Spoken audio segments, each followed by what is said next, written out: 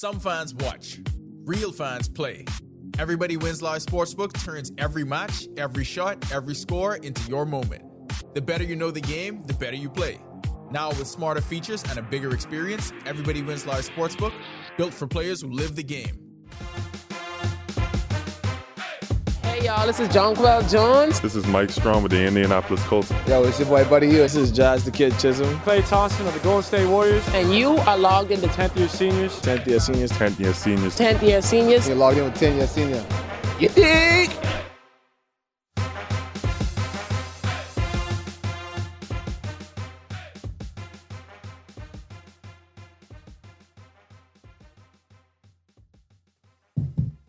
You bringing it in?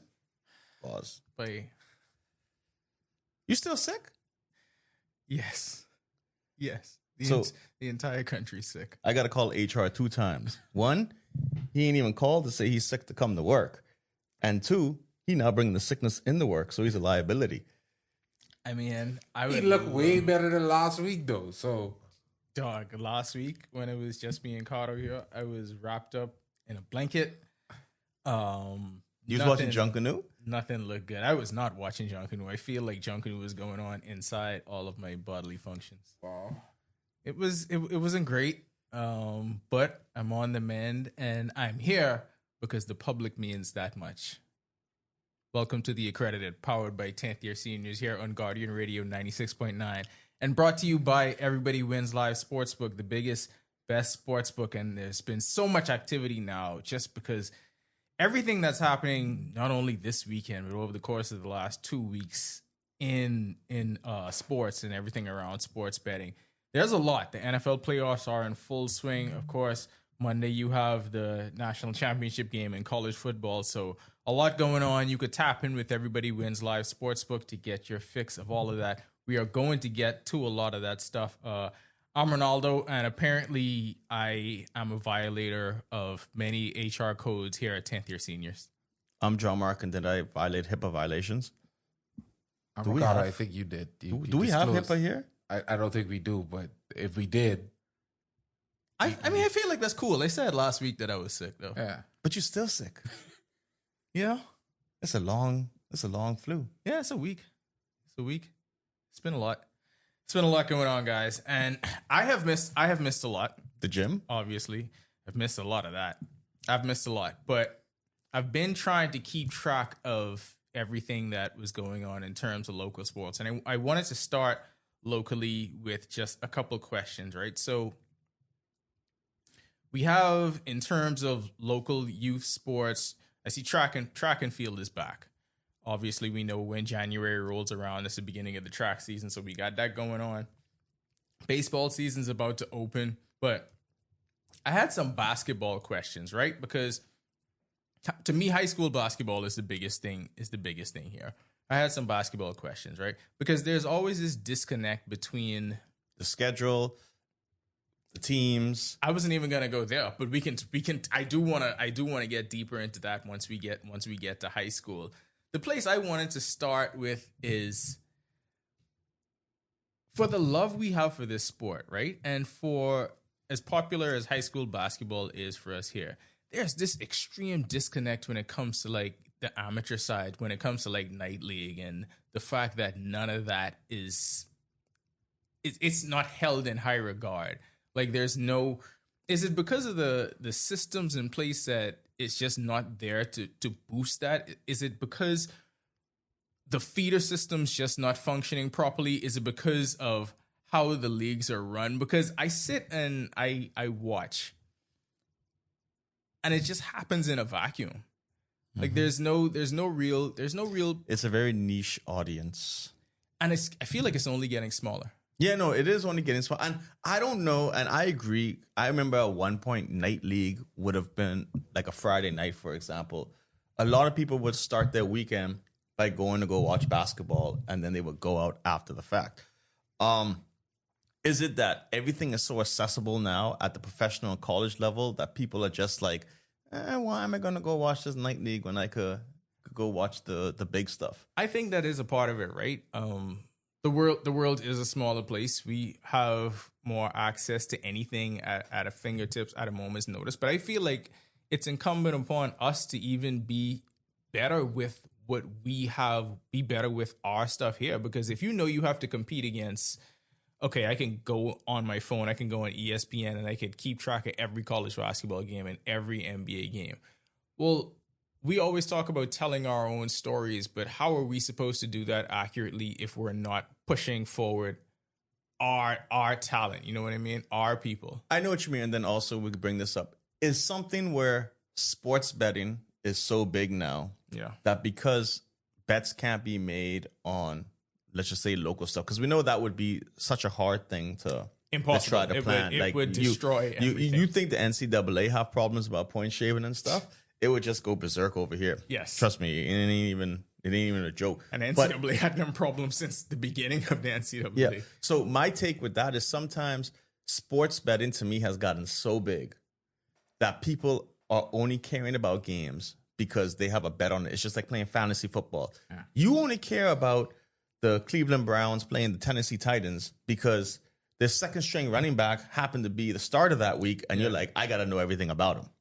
I think we cared less about it before that way. I think, and I'm trying to pinpoint, and it may be impossible to do, and perhaps we needed other people that were around before we even got into this stuff to even shed some kind of light on this. But there had to be a breakdown someplace to the point where this stopped being a viable thing for us to make it a community event, because it doesn't feel like a community. You hear people talk about the way it was like in the 70s, maybe as far back as the 80s. I don't know, maybe even into the 90s. And it's not that anymore. And for me, for a sport which will all of us say this, we think it's the most popular sport we have here in the country, right? Mm-hmm. But why is it locally that because it has to be somewhat of a feeder system. If we talk about where Bahamas basketball is going, of course, that is the 1% of the 1%, Buddy and VJ and DA, Eric and those guys. But if the sport's going to grow at all levels, then doesn't it have to grow at that level too? Yeah, well, I think with that, it's something where something has to change, right? Is it that people are like, oh, all these friends are going and making a super team? Like, I mean, they was making super teams here before anyone was making a super team. But could it be that you have structure to say, hey, guys, let's implement a draft where you could then, these are the players that are eligible after high school or college after a certain age, or they play in the B division, which is the development league, and then they go into a draft where teams could draft them. I know, maybe try to get it so that you pay little salaries to it. Like, that's the only way. That's the only way you're going to get the professionalism, because unless you're not paying them, there's nothing to lose. So you use a word that I wanted to harp on there, and the professionalism of it, right? And yes, of course it's amateur, but you want to present things in a professional way. And if we're starting from that point, are things just run poorly? I'm not trying to I'm not trying to throw any type of shade on anybody running any of these leagues, because I don't even know who's doing it. But is it just not run to a point where it's a viable business that people want to invest in, people want to turn out to support? Is it just not run up to a standard where people want to be a part of it? Because I think that could probably be the lead in the whole thing, right? Like, what is going to get me to come out and make me want to go to, I don't know, whatever gym? Where are they playing at now? AF? This looks like AF Adderley. What is gonna make me still go out to AF Adderley if it's been one? It's been the same since I was a kid. It's probably been the same before that, right? Yeah, no, I don't know what it's gonna take. I know one thing is, the problem we have in this country is, so even if you're trying to go after sponsors, everyone's going after the same pool of same sponsors. And it gets something, because I feel, this is how I feel. If someone goes and gives money to, let's just say, Hugh Campbell, right? That's where the original parody, the Vitamolt's always done it. Their mind is, I already give money to basketball. What I got to give more money to whatever basketball it is, and then it's just the assumption of like, oh, since money's gone to basketball, I don't got to do anything else, right? Or if another basketball league comes to me, I'll just tell them, hey, I already gave money to XYZ, where this could be an actual avenue of, for example, we'll go with the original Patty. They might be able to say, oh, cool, we can give you money, but we're going to be the exclusive vendors at the games, you know? Like, Right. you can make it, everything is business now. Like, if you're willing to give money, then you could ask for things in return. Like, it's not just you're giving money and saying, man, here's $5,000. I don't care what you see with it. You could ask for things in return. Like, it doesn't matter. I don't know. But I just feel with that, like, so the big tournaments is Hugh Campbell, right?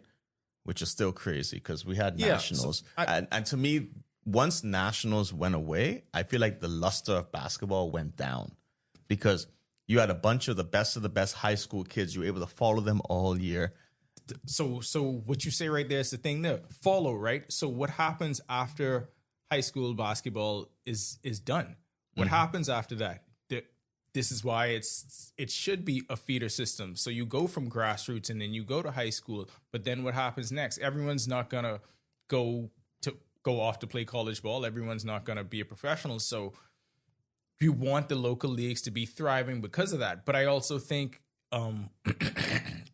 there's the cold. yes, there has to be a marriage between the business side of it and everything that happens on the court, and we have not turned any of it into a viable business, and that's the biggest problem. And we don't turn anything into viable. Just like, okay, I'll bring it up now, so people don't start freaking out. PAISS track and field is very soon. Do you think we received any calls, anything about what's going on? Posting nothing this year, y'all. Yeah, no, but I'm just saying. All I'm saying is, everyone loves it. Everyone wants to see it. But we're going to be in the same predicament where it's like, hey, guys, you realize you have to hire. Well, first of all, I'll tell you this. If it's at the old stadium, ain't nothing happening. It's at the old stadium. Yeah, it ain't nothing happening because they ain't got no infrastructure. They don't have anything to do anything. And I'm not taking my equipment out there to go get breakup.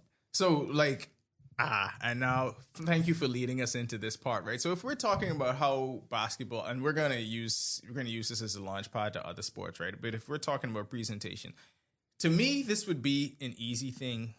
If I'm running a league here, you have to get people to buy in somehow, right? What are the things that people here are most attached to, that they feel like they've been attached to since birth? They're Junkanoo groups and, politics, and political parties, right? Anything else here and there. So how are you going to get these people to buy in?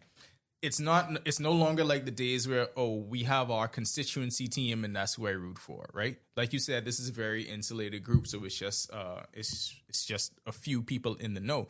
So how are you going to develop fan bases? You develop fan bases by actually putting the product out there.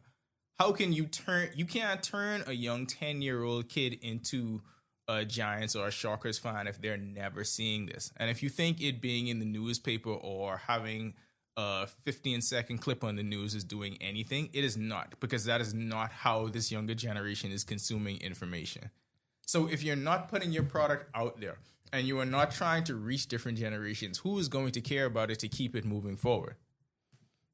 I don't know. See, I feel like we're in this phase where the attention span of people is so short. So what is everything? Everything is TikTok clips, Instagram reels. Right. That's what people are looking at to consume their news, right? We're not using that to sell any of this. We're not using it. But I remember when we would commit to go do high school basketball, everyone talks about it. Yeah. Everyone was seeing it. Everyone want it. But see, exactly. I think the biggest part of the conversation we're missing out, and I'll touch on this a bit earlier, I think it has a lot to do with how these systems and programs are actually governed or managed. Because you can't have the conversation on how the product is being presented if there's no conversation out on how the product should be actually be planned or laid out. None of that exists right now. It's all ad hoc. Right. We look at high school basketball. The season launched with no promotional plan or anything because there's no system to say, hey, maybe we should promote this. Maybe we should try to position this as something that we could broadcast live on TV or broadcast across social media Those conversations can't happen because the legitimate conversation behind the scenes about scheduling, about qualifications, about things like that doesn't happen. There's no actual governing body that looks over these things and say, how best can we make this a product that people want to consume? Because I remember when people would ask us about streaming night league games, and I'm like, that is a tall ask. It's not impossible, but who's going to invest in that happening? Right. And if you had people that were really into it, very possible. Like you could get it done. You could get it done to the point where the entire country is going to be watching this, and that is how you develop a fan base, and that could lead from one thing to another. That could lead to sponsorships. That could lead to people generating interest. But if nothing is out there, all of this just continuously happens in a vacuum. And I mean, it's not just basketball, but I started thinking about that when over the weekend, because I'm like, I don't even know where to go if I want to find out the scores of what happened in PBA basketball. That's what I'm saying. So I always look at these things, Night League, BISS, GSSSA, in the same prism I look at, the stories in the books about how the major leagues in the US and other countries were formed. You look at how these persons looked at the sport and say, hey, there's money to be made here. How do we organize this? That's not happened at any sport level in the Bahamas. Of course, yes, Night League, there is conversations, but that's more recreational. Mm-hmm. There's been no conversation. I'd say, how do we position this game to actually make revenue? Like, do we set games at a certain time? Do we create websites? Do we create social media platforms to actually promote the stuff? We need to have those conversations before we talk about how best we're packaging it now. And I would say this, some people are going to come in and say, oh, well, you should. People do say this. In the United States, yeah, that's how it starts. They pay these leagues to broadcast their games. And yes, they pay the leagues to broadcast games because they have... John, you sound like you're talking about somebody specifically. No, there's just people. Okay. There's multiple people. Because there's millions and millions and millions of eyeballs that are going to be on the product where people are going to follow it. And it's an organized league and they have stats and you could see everything, right? It happens. The people who sponsor these things, like let's just say ESPN with the NBA, then they pay for all the production costs. But guess what they own? They own media rights. Yeah. They own games. They own commercials. They could go sell commercials. If I went to a league here and said, hey, I want to be your broadcaster, they should jump at that in 2 seconds. They should just right away. At that point, it would be like, if I want to be your exclusive broadcaster, here's what I could offer, right? Yeah. And the whole thing wouldn't be free. Let's put it that way. But at the same time, it could be like, hey, we usually charge this, but we could do a yearly package for you at this if you want to do it. You could sell commercials. You could own all your commercial rights, but you got to sell it. And this gets to, and I think we're kind of uncovering what it is. I think that's where the organization is where it has to start. That's the only place it can start, actually. Yeah. But yeah, it's as simple as the exposure, because I feel like the exposure would solve all of the other problems that we're talking about. But I don't know if we're interested enough in the product to even want that exposure to happen, or if people even have the foresight to see where this can go. They're not, because I'm cutting you off, but Father Martian just happened.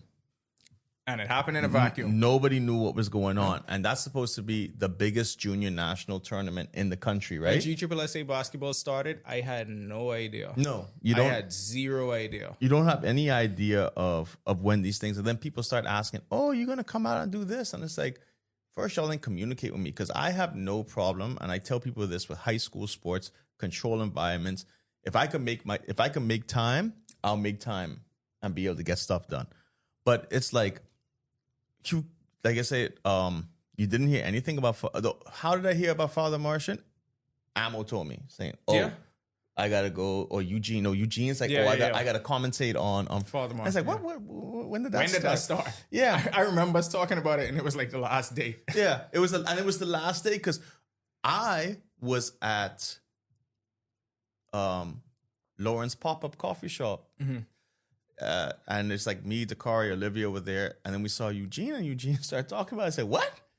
I was like, geez, like, you don't know what is going on. So it's like, That's supposed to be an event that's on the calendar from the jump. How is it not more publicized? But they're just content to get something done and said, "Oh, we did something." That's all it is. They're content to saying we did something, as opposed to making it the best that it could be. Oh, we did something. We did pat ourselves on the back. We got this done. Meanwhile, they probably giving out 10 trillion contracts on that foolishness. Yeah, but I ain't gonna lie. That's actually the perfect way to sum it up. I think oftentimes you work in a space, it's a behemoth phenomenon where we don't care about the results. All we care about is the fact that we get to say, oh, at least we do what was on the schedule. But was it good? Was it successful? Did it matter? No, we just do what's on the schedule. So Father Marcion, it's on the schedule. They ain't care about who playing in it, where it playing. It's just that we supposed to do this and we did it. I just feel like we leaving so much on the table, and not even just from a money standpoint, right? We leaving so much on the table in terms of development. Because I'll even take it to this: like we always talk about how, okay, if the Bahamas is going to be this and I'm going to still use basketball. If the Bahamas is going to be this in basketball, yeah, our main guys won't be available for window A, B, or C or whatever. You still got to support them. So other people will have to be there and fill in. Don't you think if our feeder system was better, then the people that would have to fill in these other times would be better prepared? My favorite part of that is always going to be this. Why are them tickets so expensive? A, it costs money to run an event, right? But B, if tickets are $20, right? $20 to watch. This last one, we had 2 former NBA guys on our team, a couple NBA guys who are on Canada. Yeah. Right? People who play at the highest level. It's like, you're not willing to spend that on that. But, and this is no respect to the other things. Police League have their jamboree, $25. And people are like, oh, yeah, I got to go to that. And it's just like, Because they have their built-in yeah, following. You have your following and your priority, but people expect, and I'm all for filling out a stadium. I'm all for making the ticket prices as cheap as you can to get people in the door. But at what point is it a price point to say, hey, if we sold tickets for $10, people will still complain about spending $10 for a ticket? Oh, I saw it because at high school baseball nationals just a few weeks ago at the beginning of the year, I think the tickets were $10 and $5, and I saw some people in groups complaining that $10 might be too much. And I'm like, what? Like, what are we talking about? Y'all just say y'all don't like it. You Just can't say y'all even go don't like it. to fast food restaurant. We can't name any fast food restaurants. Not unless they choose to sponsor, but Exactly. you can only get a sandwich. Barely. Yeah. And a select sandwiches. You Yeah. can't even get every sandwich on the menu. You ain't getting a good one. Exactly. You might get a little wrap. Nothing that says deluxe. No, nothing with lettuce or tomato on You it. definitely ain't getting that. You definitely ain't getting none of that. And that's for $10. So like, if y'all don't like it, then y'all don't like it. But I had a different question for y'all, right? What would make y'all a fan of a random team? Like what would pull you into fandom? Like think about what happened with us in pro sports, and I think it would be the same thing, but I just want to get y'all take on this. What would make you a fan? I'll say this, right? So, as many people know in the world, I am playing in the Nassau Cup. As many people know in the world. In the world. He means that from the bottom. In of the his world. No, we're gonna get to that. But here's the thing, right? So, Nassau Cup is here. And how do you think we formed the team I'm on?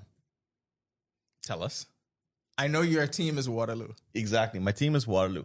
So back in the day, Waterloo used to have tennis courts and tennis training and everything. It did? Yeah. Never knew that. Before the debauchery. Yeah. Well, on different days of the debauchery. Let me be While the sun was up. Yeah, let me be very clear about Anyways, this. so Waterloo, where the parking lot is in Waterloo now, and where Summit was, there was 1, 2, 3. There were 3 tennis courts, 3 clay courts right there, right? That little thing was the pro shop. So anyways, we all would go train with Kim Cart right there at the time. I think she has a different last name now, but that's where we would train. So these things come up. We're all in our 40s, like, hey guys, let's bring back the gang. Let's bring back Waterloo. Mm-hmm.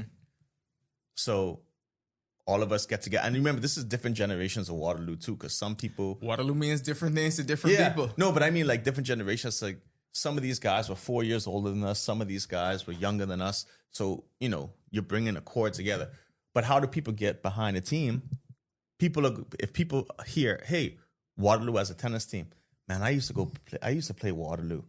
Now you have an attachment to what it is. Just like Rum Club has a team. Rum Club has their own their own tennis club, so they're gonna have their fans when they go and they play. So you just gotta make the clubs, and you gotta hit people with the nostalgia of, I remember this back in the day. So nostalgia, personal attachment, that's one way. Carter, what would make you a fan of a local Bahamian team? Packaging. When I say packaging, Purple and gold. Well, that too. Definitely have them colors in there. But when I say packaging, I'm referring to how the product is presented. You look at, you got to build interest. Like, a lot of people just don't wake up today and be like, oh, I love sports because my dad always had it on the TV. No. You have more so a situation where the narrative builds the context. So a lot of these kids nowadays is a situation where they hear about it so much, they now intrigued. They hear about the Warriors, so now they want to go see what the Warriors all about. They hear about the Patriots, Chiefs, they want to see what it's about. Of course, they have the basic knowledge of what the sport is, but they hear about it so much they want to go see what it is. Ain't nobody talking about Night League. Nobody talking about Night League. Nobody even talking about Father Marcy. And the only time people talk about it is like in the little parent circle and the Little PTA. parent circle? to say- Wait, we're lucky that we even had that on the news. But perfect. That's exactly what I want to get to. You have the start of the format where you, as a country, decided we're going to make this an important thing. We're going to talk about it. We're going to present it. We're going to pass it around. You're going to see national notices about it. That's how you make it a big deal. You set aside and say, hey, the Prime Minister is going to be at the opening of Father Marcy and Peter's tournament. It's going to be broadcast on ZNS, R News, JCM, whichever one you choose, Eyewitness. Who cares? I always tell people this, right? I run a production company. Well, technically, me and Al. We run a production company, right? I honestly tell people, I don't care who broadcasts it as long as it gets out. The only thing I ask for is, wait, give me some of that footage, though. That's the only thing I ask for. But I'm just saying, you cannot be selfish to a point where it's like, you have to broadcast and you're the only one who could broadcast. No, you need to unless you're trying to have like the worldwide leader, unless we're gonna be the version of ESPN where you're just doing everything. It's events where it's like you just want it to be broadcast. Like, I don't understand. I think we're too small of a country, and I understand ZNS has their stuff. Island Luck has their stuff. You know what I'm saying? But I can't even take it like that, John. Pause. I can't even accept that because what does You didn't let me finish. Go ahead. Why is it that we cannot team up and do things? Because it's something like, okay, if ZNS is doing something, ZNS has the equipment and the expertise in one thing. Right. I have the equipment and expertise in other sports, right? That we have. How can it be that we could just get in the room and say, okay, we have this production. How can we make this better and make it easier on our part, where we know that you have some manpower that can help us do this event during XYZ time? We could teach Sportsmax how to work here. I mean, RIP Sportsmax. We could teach it how to work here. I was kind of trying to nudge us along this path, right? But both of y'all hit the nail on the head, because that's the only way how you could even get people interested in this in the first place is they have to see it. Unless they have a personal connection like you did with Waterloo. Just like Carter said, that packaging got to be there. Like, I need to be able to see it, and that needs to be something attractive to me. When all of us were kids, when we first got into sports, we started following Dan Marino because we watched the game and we thought, wow, he's doing this thing better than anybody else who I ever seen do it. If Dan Marino was playing today, he was throwing for 7,000 yards. Easily. You saw Tom Brady and you was like, wow, that is impressive. I want to continue to follow this person. Well, I think the same thing could happen to these kids. A lot of kids Kaizen age, when Steph Curry first started, all they knew was this. Remember Odell Beckham? The Odell Beckham had age. all of these kids with bleach blonde hair, whether they was playing football or not. All of this same kind of thing could happen if they go in their phones and they see, oh, this dude from CC Sweden and score 40 points every game. He hard, but bam, I follow him. I become a fan. Oh, this boy who's played for Commonwealth Bank Giants. Every game he's posted somebody. Let me see what he do last night. Okay, I think the last person we had in Night League that was like making big plays was Deshaun Taylor. Because Deshaun Taylor would do things and you'd just be like... And you was able to follow You're it. able to follow it and post it because people were just waiting for him to do something. But we don't have that anymore. No, we don't have that. Instead of us progressing and getting further into that, it kind of faded into obscurity because you don't know what's happening. You don't know who's playing with what. nobody's there capturing any of this, because that's an important part of it. You can't just assume that people Anyways. could be sitting there as fans capturing it. Nobody's being contracted to do this kind of stuff, and we absolutely could. Like your idea saying we too small for it to be like this. Yeah, we too small for it to be this splintered, but because we small, we could absolutely make all of this work, and we just failing at it. That was actually the only point I was gonna address John on, because I don't feel like it's a situation where we too split to compete. I think it's more a situation of none of these medias actually give that value. Like there's no news director saying, hey, in sports tonight, they got a big game down there. Like that used to be the thing. But Carter, what if it ain't on the media houses? What if it's on the people who actually running the organizations? Well, they now kind Them of too. all connected. No. No, why I say they all I put it on them more than I put it on the media houses. So let me ask you a question like this. The night league, what portion of that runs through the federation? The only thing that runs to the federation with that is if there's like disciplinary action. Right. They're their own Entity. when it So comes there's to no basketball. governing body connected to that. Yes, us, but at the same time, what they do is they pay dues to the federation Right. to run the league that gives them voting powers. So that's what they get. So our job as the federation is not to interfere with their day-to-day operations. And that's the problem. No, it's not the problem, because if the federation said we're making a league and we're doing this, All right. that's different. And to me, that's something where it would be if there was a professional league, we would then take control of the professional league, where if there were salaries, because then you have to figure out, all these things. You have to give these entities their rights. And when someone complains, we're like the Supreme Court of what goes on. But see, John, Because they elect their own board. They have their own board. so if they elect their own board, who on that board is saying we have to make this a palatable product? We Their want to make president, this. Yeah. their vice president, Yeah. their board. That's what I'm saying. So I think See, sometimes to a degree, I'm not saying government should be involved in everything, but there needs to be some sort of structure Oversight. provided, some oversight provided. If these things, But the federation is there. Any questions or whatever that they want, Right. they can ask us and we could assist them. Uh-huh. We cannot go and tell them how to run the league. All we could do is the only time we could tell them how to run the league if they break the constitution bylaws and that type of stuff. But in reality is if they come and ask for help, then the federation will be able to step in and say, okay, we are going to help you.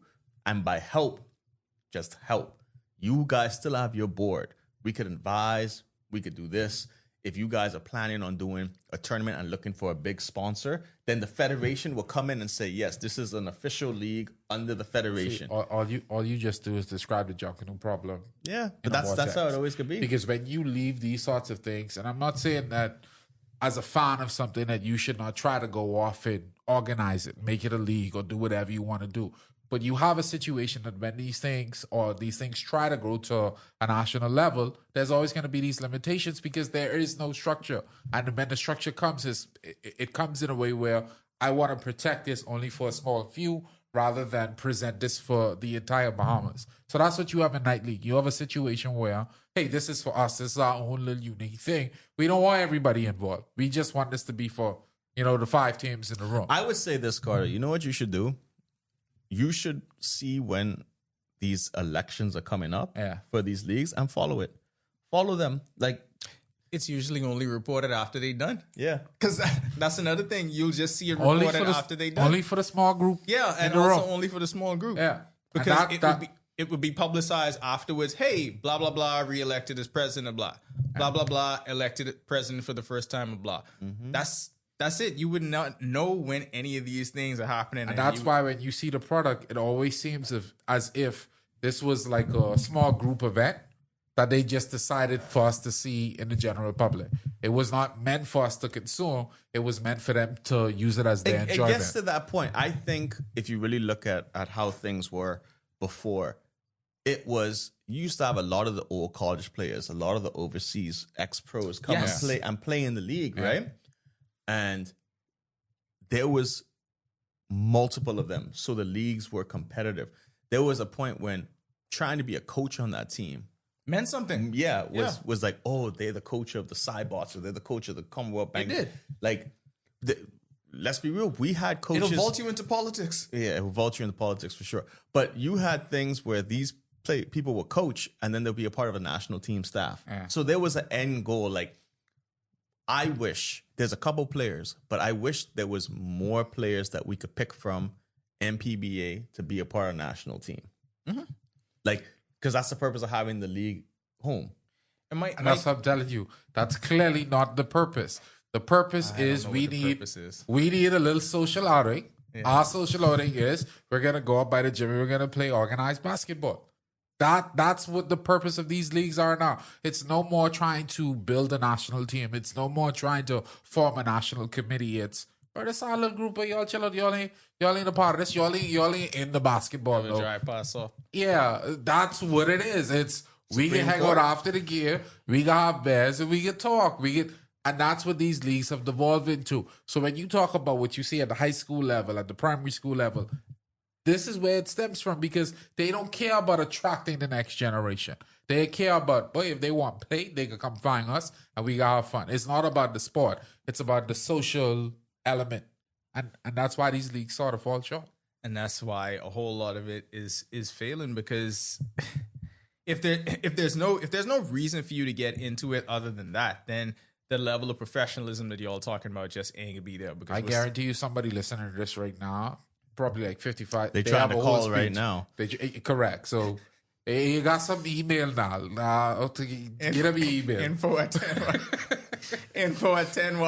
10ys.com if you want to chime in on this and we can respond to it. No, because they can get vexed. It'd be like, no, you all just talking about generations now. This younger generation is what's the strong. No, you have to understand, you package things in a way that is that the younger able to generation be could passed consume. on. You see where I'm coming from? Like you and Kaiser.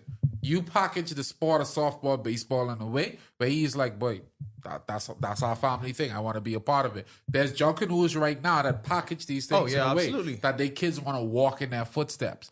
But when you leave it out to pasture where, okay, if they find it, they find it, then nobody wants to be a part of it because you're taking it away from it being in a form for it to be consumed and enjoyed. I guess this became a thing for me, obviously, while I was sick, because I wanted to try and follow some stuff, and I realized, well, no, you really just can't, because if we ain't putting it out there, then nobody knows where to get it, right? And so I find myself disappointed because I think back to the Bahamas games, right? And The momentum games, that you had from the Bahamas games. The Bahamas games was the thing that kind of showed me that, oh, we have this desire where we could actually be watching this stuff, different sports, round the clock, doing this kind of thing. And that's completely viable, and everyone could be buying into this.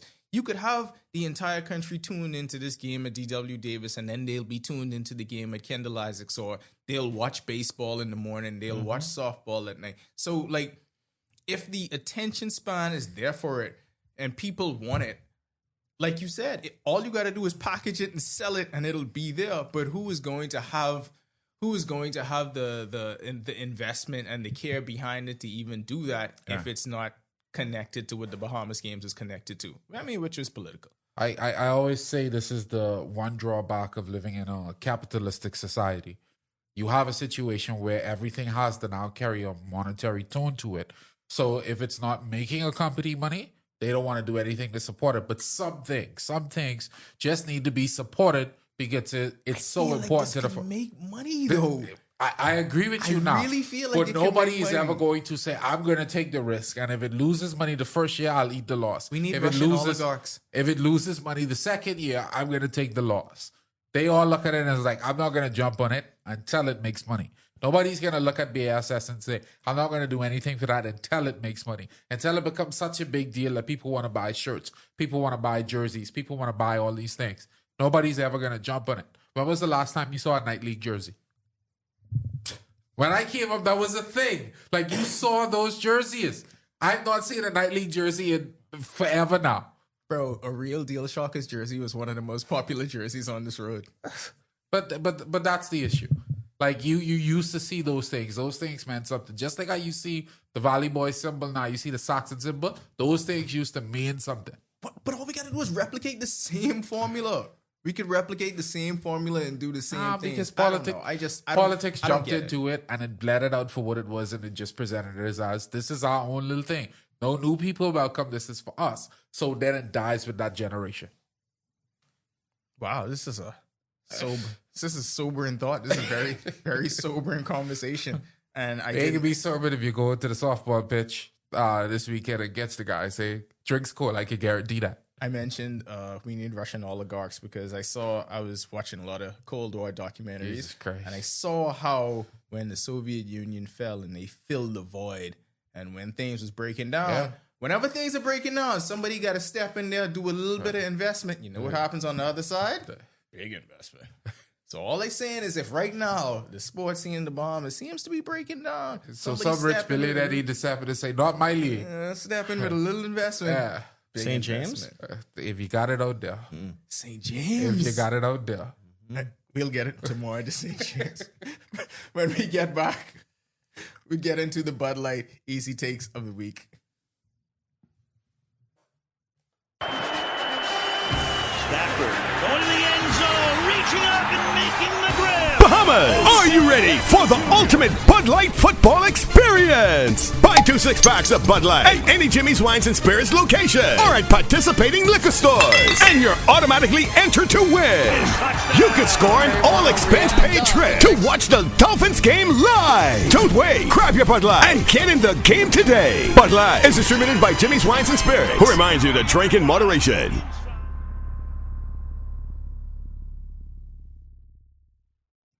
Bud Light easy takes of the week. You know what this segment is about. Bud Light, easy to drink, easy to enjoy. So are our takes. I know, listen, you may have listened to the first segment of the show, and like Cardo said, some of our listeners in a certain demographic may be upset. They may think those takes were difficult. These ones are going to be a bit more easy. You're going to go down smooth like a crisp, refreshing Bud Light that you enjoy right after the softball game. or any other game. Any other game that you play. We're not picking on any particular sport. Any other game. Bud Light, easy to drink, easy to enjoy. And my first take, Bud Light easy takes of the week, it kind of weaves into what we were talking about earlier about high school basketball. I noticed that Anatole Rogers won by 100 points again. Again. Oh my God. He was in here for the Yeah, John missed the first one. Yeah, they won by 100 their first game of the season. They beat Doris by 100. Yes. Which was a basketball powerhouse. Was. That's what I'm saying. Was. And now they just did it again. Who they beat? I just saw it on WhatsApp, man. But I can't remember who they beat. But so back-to-back 100-point blowouts, and now Bulls doing something. No, hold on. I just got to say this for the record. Last week, I know you were sick. I asked Nala to send me the clips. I actually had to go and, search these clips out to figure out what happened in that first game. I saw the clips. Yeah. My question is, How? I now realize how. It wasn't like spectacular defense or those teams should not be on the same court. We need to have that conversation. No, but we've always had the conversation. My easy take is you got to take the best private schools and the best government schools and make an A division league and then make a B division league and let teams play up into each division. CC Sweeting. CC Sweet, boy. Wow. CC The Sweeting. reaction on John's face just now. CC Sweeting used It to be a means powerhouse too. It means a lot. It means a lot. And wow, this is going to bleed back over into what we were talking about in the first segment because the rising tide is no longer lifting all ships. That's why. Because if you have a few dedicated coaches that are running their program in a certain way, Stop that. There are no programs.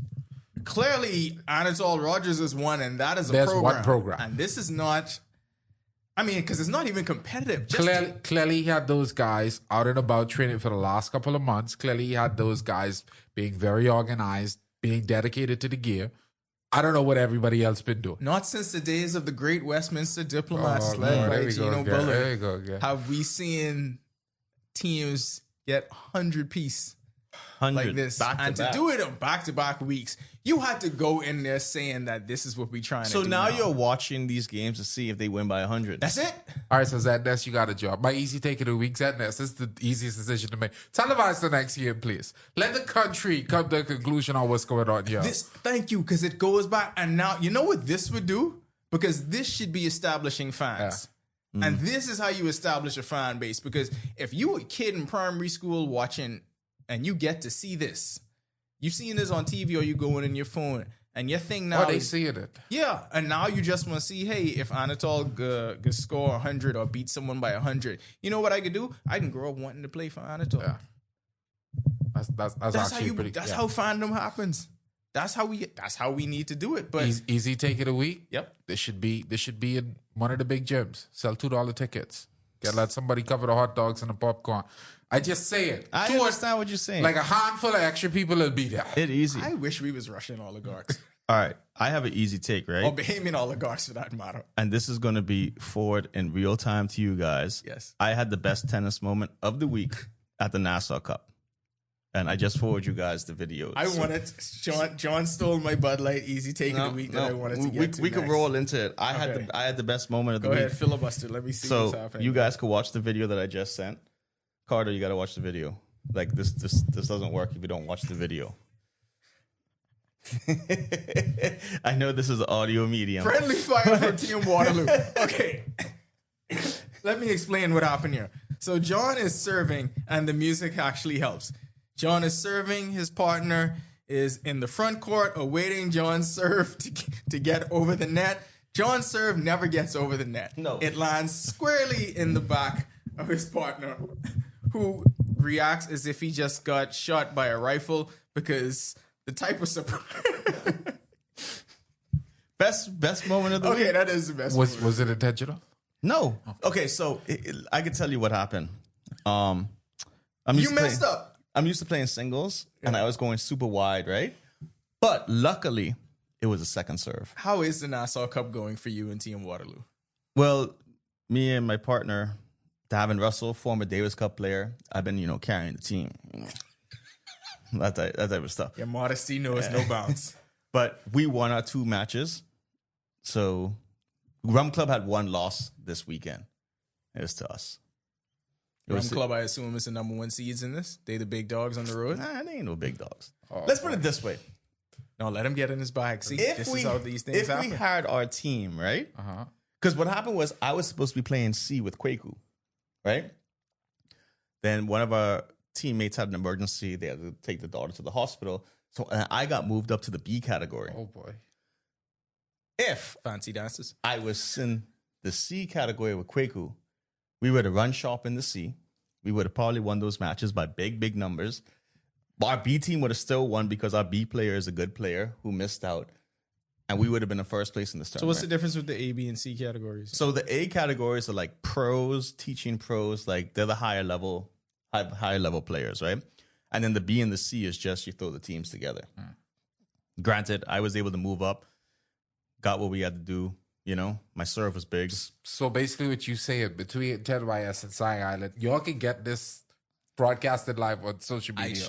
At the very least. This is another thing. At the very least. Okay, here's the issue. And I agree with you to this point. Bahamian oligarchs. But the only issue is it's 3 games going on at once. Okay. So it's a lot of courts where I wish that they had like a round robin, then a semifinals, and then a final where you could make maybe one Saturday all matches against, make it like a Davis Cup type feel to it. And if that happened, I would absolutely volunteer to broadcast that. Absolutely. Because literally you only need 1 camera with tennis. And then when you get to the championship, you might be able to pull 3 cameras. Yeah. But yes, easy take of the week. I had the greatest moment of the weekend. Comic relief. Sometimes you need it. Absolutely you need it. But this is, I feel like everything we talking about is another example of just money and not just meanwhile opportunities being left on the table. You know how much great shots we had during that game, and that's the only one they catch? I mean, that is a great shot though. No, but I had better stuff. Yeah, but that was pretty good. No, that first game I wasn't that good. Davin, in all honesty, he carried the team up, but I carried the team in the second one. My serve was good though. After that was the second serve of the game, and my eye was in the sun. Hey, tough. Adidas stout. Oh yeah, no, I was fresh. Always Adidas stout. And how long is the Nassau Cup going on for? Next 2 weekends. So today they're playing. So I'm probably on the court right now, dying in the sun, and then it'll be the following week, the last weekend in January. Location? Bahamar. Free. People like free. Always. I could have been watching it, but you was dying. That's just not how these things work. We can't even watch no sports around here. So I don't like, even think you was gonna watch it if it was on. I would definitely be on the couch if I knew you was. First of all, I would watch it just because I knew you were playing. As we go back to how you create fans, personal connection. I'd be like, "Yo, my boy playing. Let me watch that." That would happen. But all these opportunities being left. I just want to say we did beat 2 junior players, and they had all the energy in the world. So you like when you beat them. 240. No. So here's the funny thing, and this is another easy take. But you got plenty of pride when you old and you playing some young people in sports. No. That's an easy take. So, like I said, I got pushed up to B, and me and Davin didn't talk like about the matchup. We just said, "Oh, we're going on the court." When we were finished, I said, I was talking to Kwaku. I said, "Kwaku, I hadn't even had to tell Davin this, but I said, ain't no way we was gonna let these young boys beat." And Davin looked at me and said, "Yeah, I had that same mindset." And I said, "That's why we were successful, because ain't no way." Old man strength, will, and know-how is a very real thing. Very real thing. Except for LeBron have to play back to back. Let's go here. Easy take of the week. So, Buddy moving and whatever happening with Kuminga, right? Yeah. That has to be that's not even an easy. So we take. done That- we that's done just with a- the we done with Warriors? the Golden State. Yeah. Yeah. Cash in the jerseys, do whatever you have to do. It was a fun ride. It was a nice ride. I have my problems. I have my problems with Steve Kerr, We talked about this last week. and I'm going to continue to talk about it because he done what he's supposed to do, bro. He just counting the days now. He really Mike Tomlin this situation. hey, yo, Hold on. I'm sorry, but that's what it is. Completely different situation. No, I but just the situations are different, but the energy is to see it. like I'm not gonna lie. Yes, it's because because me and John talk about it all the time. Our fandom shift.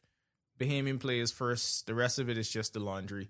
So like we rooting for Buddy wholeheartedly, right? And my issues with the whole Steve Kerr thing is because of how I feel Buddy did dirty in the situation. But just on a basic human level, I feel like they did Kuminga dirtier than anyone else. Like for this to happen to a young player, you could literally be sabotaging his entire career. There's a chance that he actually might not bounce back from that we're not exploring. The question I have is why, though? And nobody knows. That's super strange to me. And the other strange part of it is we all saw him perform in the playoffs last year very well. And then we saw him perform well to start the season.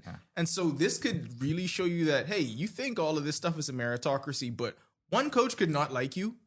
One front office executive could not like you, and it could torpedo your entire career. And you gotta blame analytics department, because analytics is saying Buddy isn't a strong player on the court with XYZ. First of all, y'all lineup sucks. Oh boy, Y'all ain't got no centers. Y'all ain't got nothing that y'all need to be able to. You know my favorite part? We said this at the beginning of the year when we saw their big free agent pickup was Al Horford.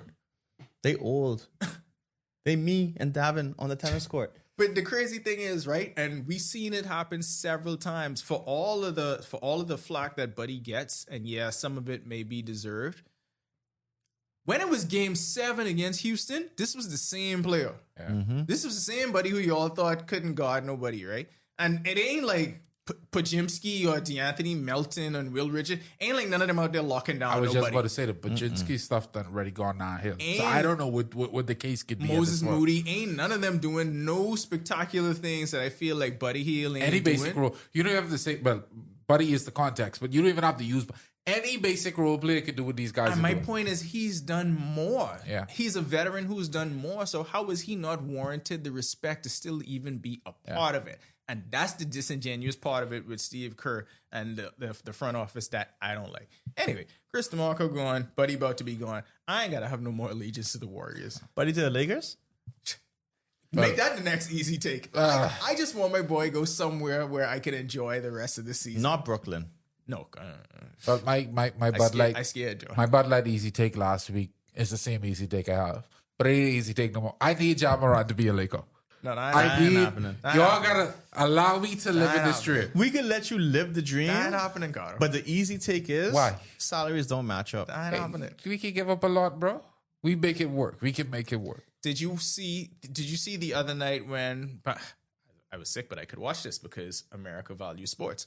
Did you see the other night when Bam Adebayo hit several threes late in the game against Phoenix to lift the Heat in that win. Did you saw his celebration that he was doing? Yeah. He was doing Ja Morant celebration. Dang, Alpha. Do you know why he was doing Ja Morant Go ahead. celebration? Because they might get him. That's pretty much a done deal. His dad just bought a house in Miami. Everybody got houses in Miami. No, Cardo. Miami and LA, they're the summer destinations. Everybody got houses though. Allow us to have this thought process. Keep your fingers crossed. It can pop off. Let things happen. Properly can make it happen. Okay, I just want to explore this rabbit hole for a second while we do this. If you're about to try to bring logic to the situation, it does not exist here. I don't care how it works on the court. I just know in my heart and in my lake of mind that it's going to work. How it works on the court matters so much. It doesn't. Now just trust me. Ja Morant, Luka Doncic, last 2 years of LeBron.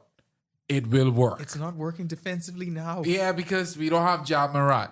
Ja Morant is the missing piece. I don't know how, but I just feel like he is. They have no perimeter defenders. Aiton is being hell and getting all the blame for it. Meanwhile, no, they like everybody on the perimeter like a turnstile out there. That's why we need Ja. Ja is He's the the piece. answer on defense? Ja is the piece. Just wait on it now. Just wait on it. Rob Pelinka can make it happen. Easy take of the week. He just likes weapons. That's what we need. Bud Light, easy take of the week. Ja Morant is a horrible teammate. Did you see in Berlin? I want to talk about what happened in Berlin when him and Vince Williams had that moment.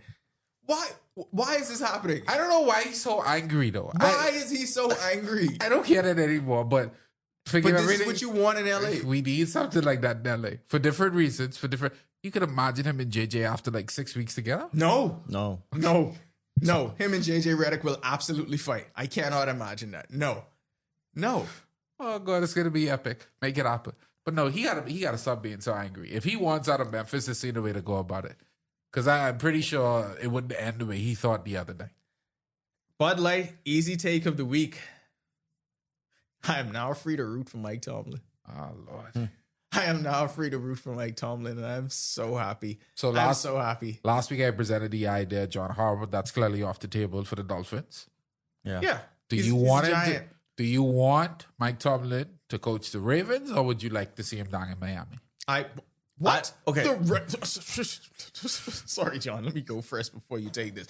Do I want to see Mike Tomlin? What sort of question is that? Head straight to Baltimore. Do not pass. Because Baltimore ordered doing some weird things lately. I know what's going on with dude. You saw how his whole demeanor perked up when they broke the news to him in their press conference. I always get it wrong. Is it biscotti is the cookie? Anyway, I call him biscotti anyway. But when he found out that Tomlin was available, he's like, what? Like available today? Yeah. I know they placed a call. I feel like Mike Tomlin's either going there or going nowhere. Wow. He's going there or he's going to the booth. The thing about it is he's going to the booth. Regardless of what it is, because the team had a club option on him. Yeah. You're going to have to give compensation for him.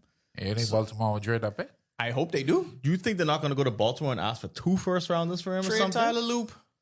They got asked for something ridiculous. That's petty. Look, I was talking to Carter a little before, and I was just like, A, I would love if Tomlin went to the Dolphins, but B, I wouldn't trade a pick because we're such a disaster that it ain't gonna help.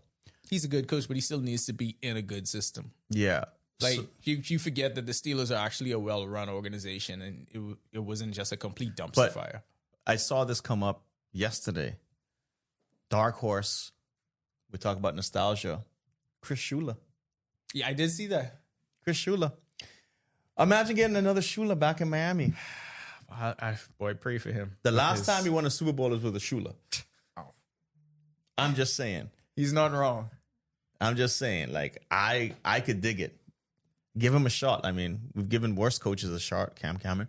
But John, the list of worst coaches that they've given no, that one was the worst. Long. That one was thank you, Cleo Lemon. Yo, you know, the funny thing about the Cam Cameron thing is, and it's a story that's going to live in infamy. And I mean, we could tell it again if any listeners haven't. But the time when the Dolphins did that search. The hip hop? Yes. To hip hop. The Dolphins did this. They went on the GM and the coaching search. And the GM at that time, this was 19 years ago. And they decided that this young black coach was too hip hop. Racist. To coach the Miami Dolphins. Steelers won that bidding war. Steelers went and got that coach. I mean, they didn't really win the bidding war. We were just stupid. Yes. It wasn't. We could have had him. I'll Yeah. put it that way. And then the Dolphins said, "We're gonna go with this guy, Cam Cameron." I mean, let's not pretend like Cam Cameron was like a decent coach the first 2 years. Like He was First not. 2 years of what? He was not. He was not decent. He was terrible right No, away. What are you I'm talking asking about? what because he got fired after the season. Decent. 2 years. Meanwhile, Mike Tomlin, 2 decades later, never had a losing season. Right away, Cam Cameron was immediately worse. And Mike Tomlin won a Super Bowl. I just love the bullish energy of the Dolphin fans. He was good for y'all. Look, coaching career. Why Miami even look this up? Dolphins. We lived it. 2007. That's it. Not a dash with anything else. Just 2007. That's it. That's how bad.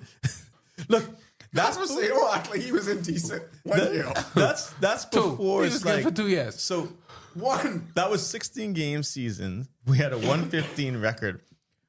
Pretty much the season was over in December for us, so he couldn't even get to 2008. Like a game in 2008. This is Greg Camarillo. Yeah, Cleo Lemon. You know what is Camarillo. so funny about it? Every time the Dolphins have a coaching search, they have perfected the idea of picking the wrong guy. It's the funniest thing you would ever see. Go look at all the coaches available every time the Dolphins have to make a coaching change and see who they end up picking compared to who was available. That's how I know it wasn't going to be Tomlin or Harbaugh. I knew it. Yeah. I knew it. The only Harbaugh we had a chance with to was be the Michigan Harbaugh. To be honest, though, they didn't fail on the Mike McDaniel thing. No, I No, wouldn't say no, that's no. a failure. Yeah, they didn't They didn't fail. fail on that, Carl. It's just, and I was saying it from the beginning. It was an easy take. The gimmick offense is only going to last so long. Yeah, and the that's what gimmick it was. offense gave us 2 years in the playoffs. His Right. first 2 years, and then people figured it out. Like, oh, this dude literally just runs 2-yard plays. Hey, and I will say, look, he made the Dolphins nationally relevant. The Dolphins became nationally relevant. They were scoring 70 points, and a lot of things broke wrong. I didn't want to turn this into a Dolphin segment. A lot of things broke wrong. I mean, number one of which is the quarterback's body. When that breaks wrong, it's a lot to catch up with that. So I would not say the McDaniel thing was a bad hire because he's definitely going to land on his feet and he's going to be somebody's offensive coordinator and He's going to be really good. he's going to be really good. I know. He's the new Josh McDaniels. I wholeheartedly agree that he's going to be really good. He just needed to take the gimmick offense and have some pieces built around him to make You want an whole easy structure well. take? Like a real easy take? Yeah, one more. Boy, Keno's still playing professional basketball. Easy take of the week. He's still good, boy. Keno Burrows will play basketball forever. Yeah. I feel like that. Forever. Will play. Hold on. Amended easy take of the week. Keno Burrows and LeBron James will retire in the same year. I think Keno might outlast him. I think he will retire the year LeBron retires just to do a thing. Well, this is the funny thing. He's been promoted for the last 4 years that he was going to be playing in the NPBA. So that just goes to show. Remember when Yes, they had a whole big post saying Keno Burrows is playing in the NPBA this season. Absolutely not. And he was like, yeah, I'm getting paid over here though. So, Yeah.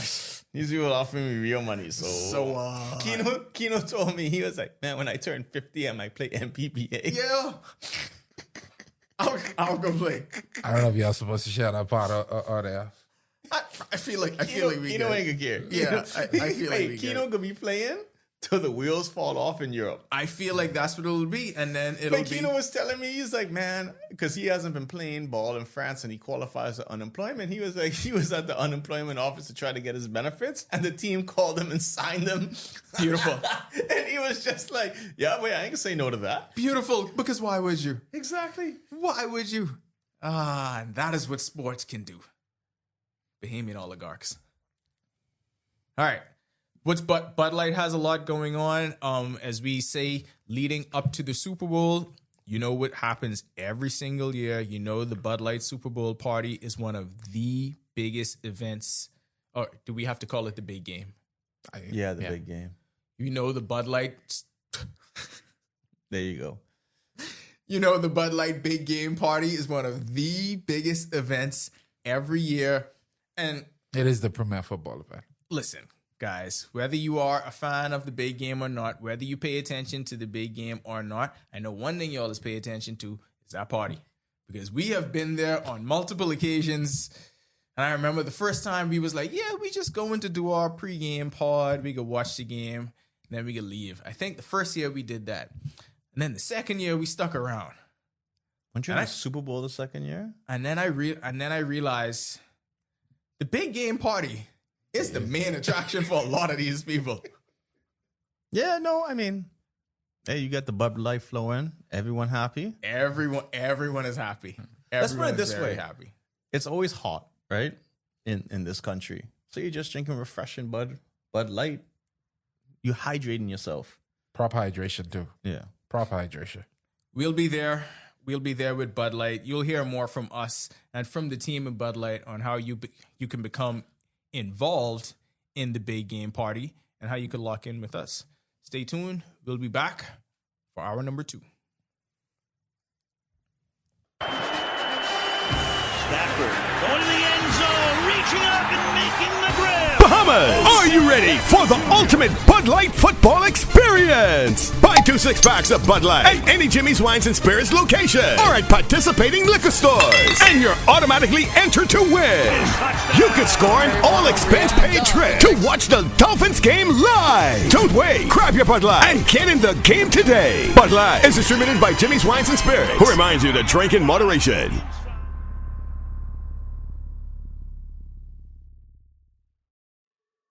Game On Bahamas, the all-new Everybody Wins Live Sportsbook is where sports fans turn picks into play.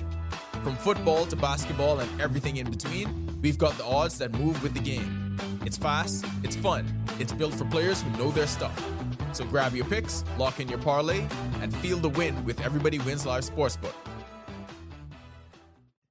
You know the game. You live for the rivalries. The buzzer beaters, the Hail Marys. At Everybody Wins Live Sportsbook, we're built for that energy because we're built for players.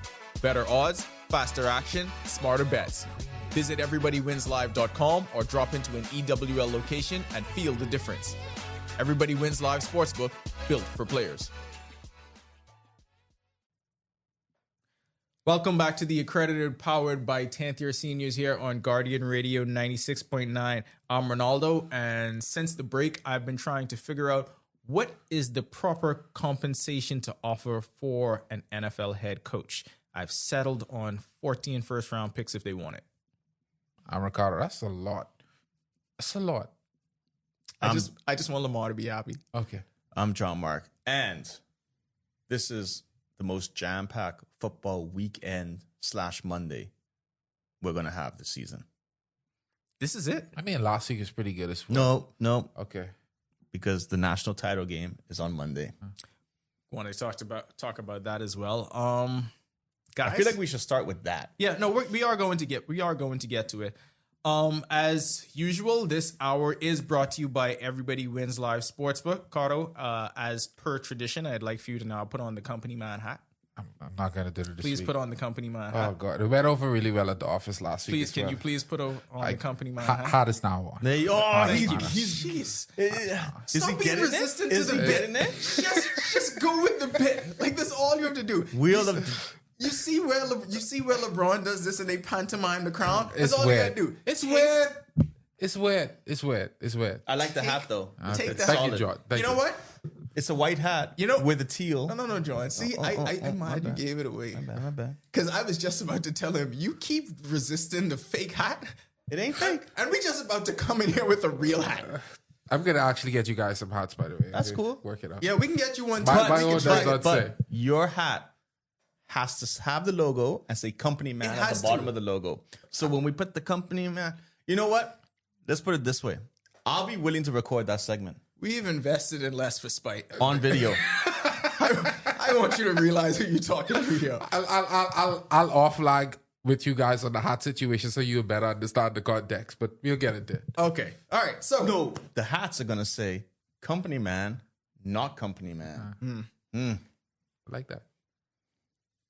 So, company man, it's obviously a busy week for Everybody Wins Live Sportsbook, a busy time period.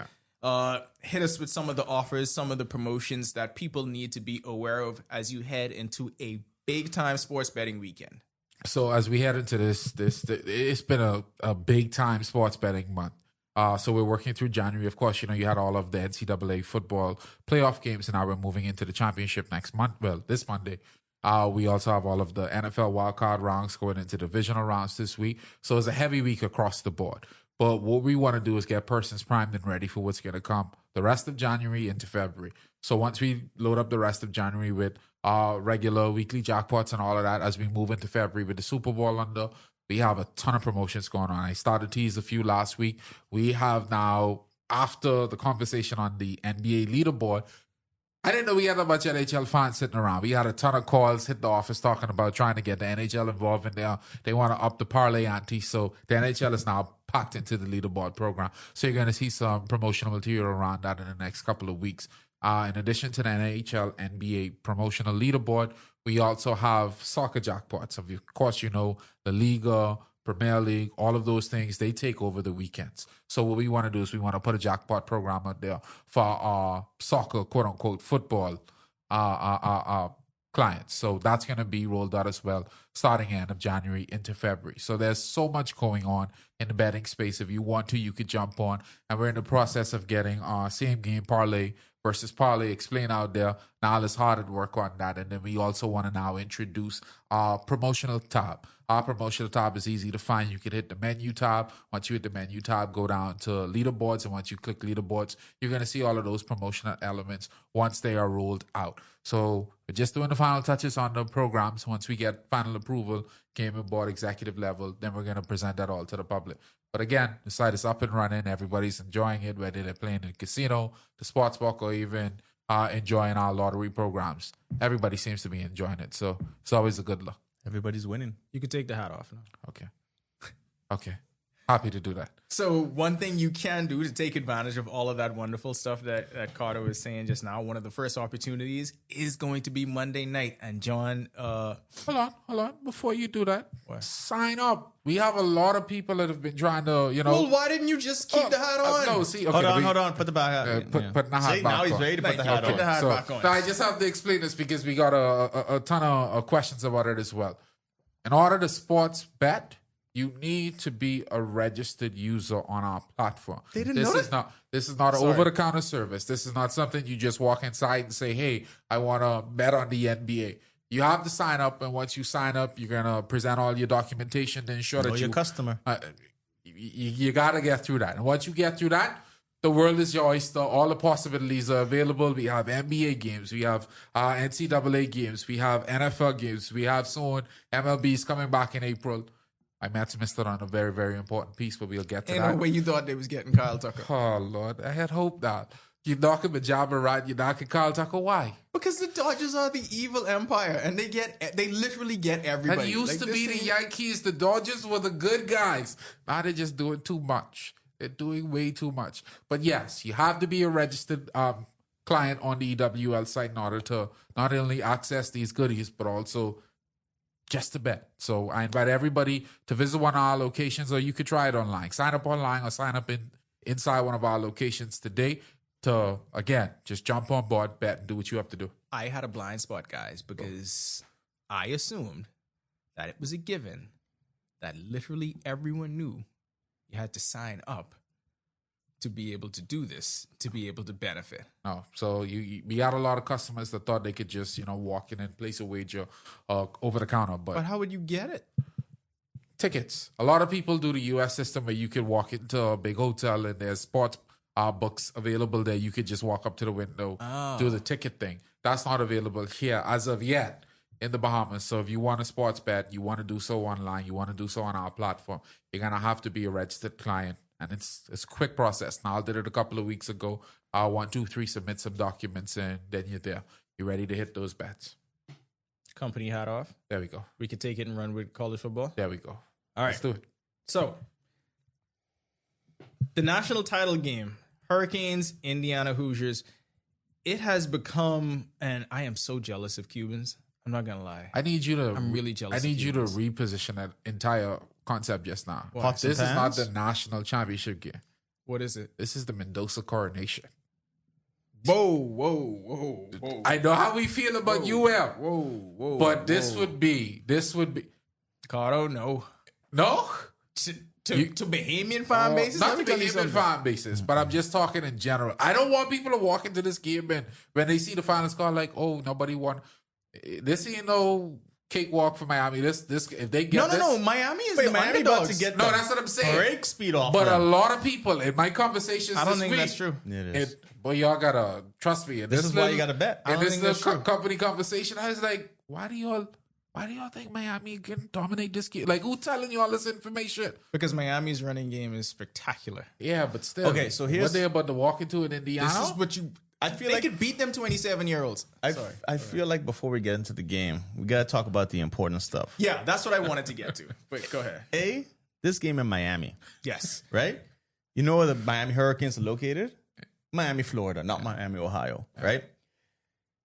You do realize that these Miami alums have so much money that they are driving up these ticket prices Insane. to Kingdom Come. It's like Insane. they said before Miami won that game, you could get a ticket, like a decent ticket for like $3,000. Yeah. Those tickets are now over $10,000. Yeah, it's to insane. park is $750. Somebody came up on Reddit. I know you probably heard all of this on your boy Levitard. Dan Levitard. Yeah. They said someone brought the idea, saying it's cheaper to get your car towed than to park at the game. Yeah. Yeah, like, so all week they've been having That on, Walmart like, about to make so much money. that Walmart about I ain't to gonna lie, that's lose it. probably one of the best decisions Walmart probably ever made. Yeah. Between Bahamians and sports fans, that Walmart is coming clutch. The Shout out best. to the gas station across the street as well. I gotta let you know. It's so accurate. That's why it's funny. But the fact that Miami and the Cuban community literally have a perfect storm of events. You couldn't write this better. The first Cuban Heisman Trophy winner in NCAA history is a kid who's from the backyard. He's literally from Columbus High School in Miami. Cuban oligarchs pump a whole lot of money into that program. And it's a reason why they produce this kind of stuff, because these people see the intrinsic value in it. And you know what happens years later? This just didn't start with Fernando Mendoza. They've been pumping money into that. He went to a school that was like a college campus. It is a college campus. And it's based off sports. It's based off sports. But anyway, so you have that on one side, right? And all of the older Cuban football fans just love Fernando Mendoza because he's the good Catholic golden child. Cuban boy. Like, his first thing is, I'm thanking God, I'm thanking everybody, I'm high energy. So all that older generation of Arroz con Cubans, pollo. they love him. But then you also have that generation of Cubans that their first foray into American sports is Miami Hurricanes football. It wasn't even the Dolphins. It was the Hurricanes. And for some reason, they got connected to this school in this very small Coral Gables community, and that became their symbol of identity. And now the U is back for real this time and going up against, because people always been saying the U is back thing, but it ain't been for real. It's the mantra.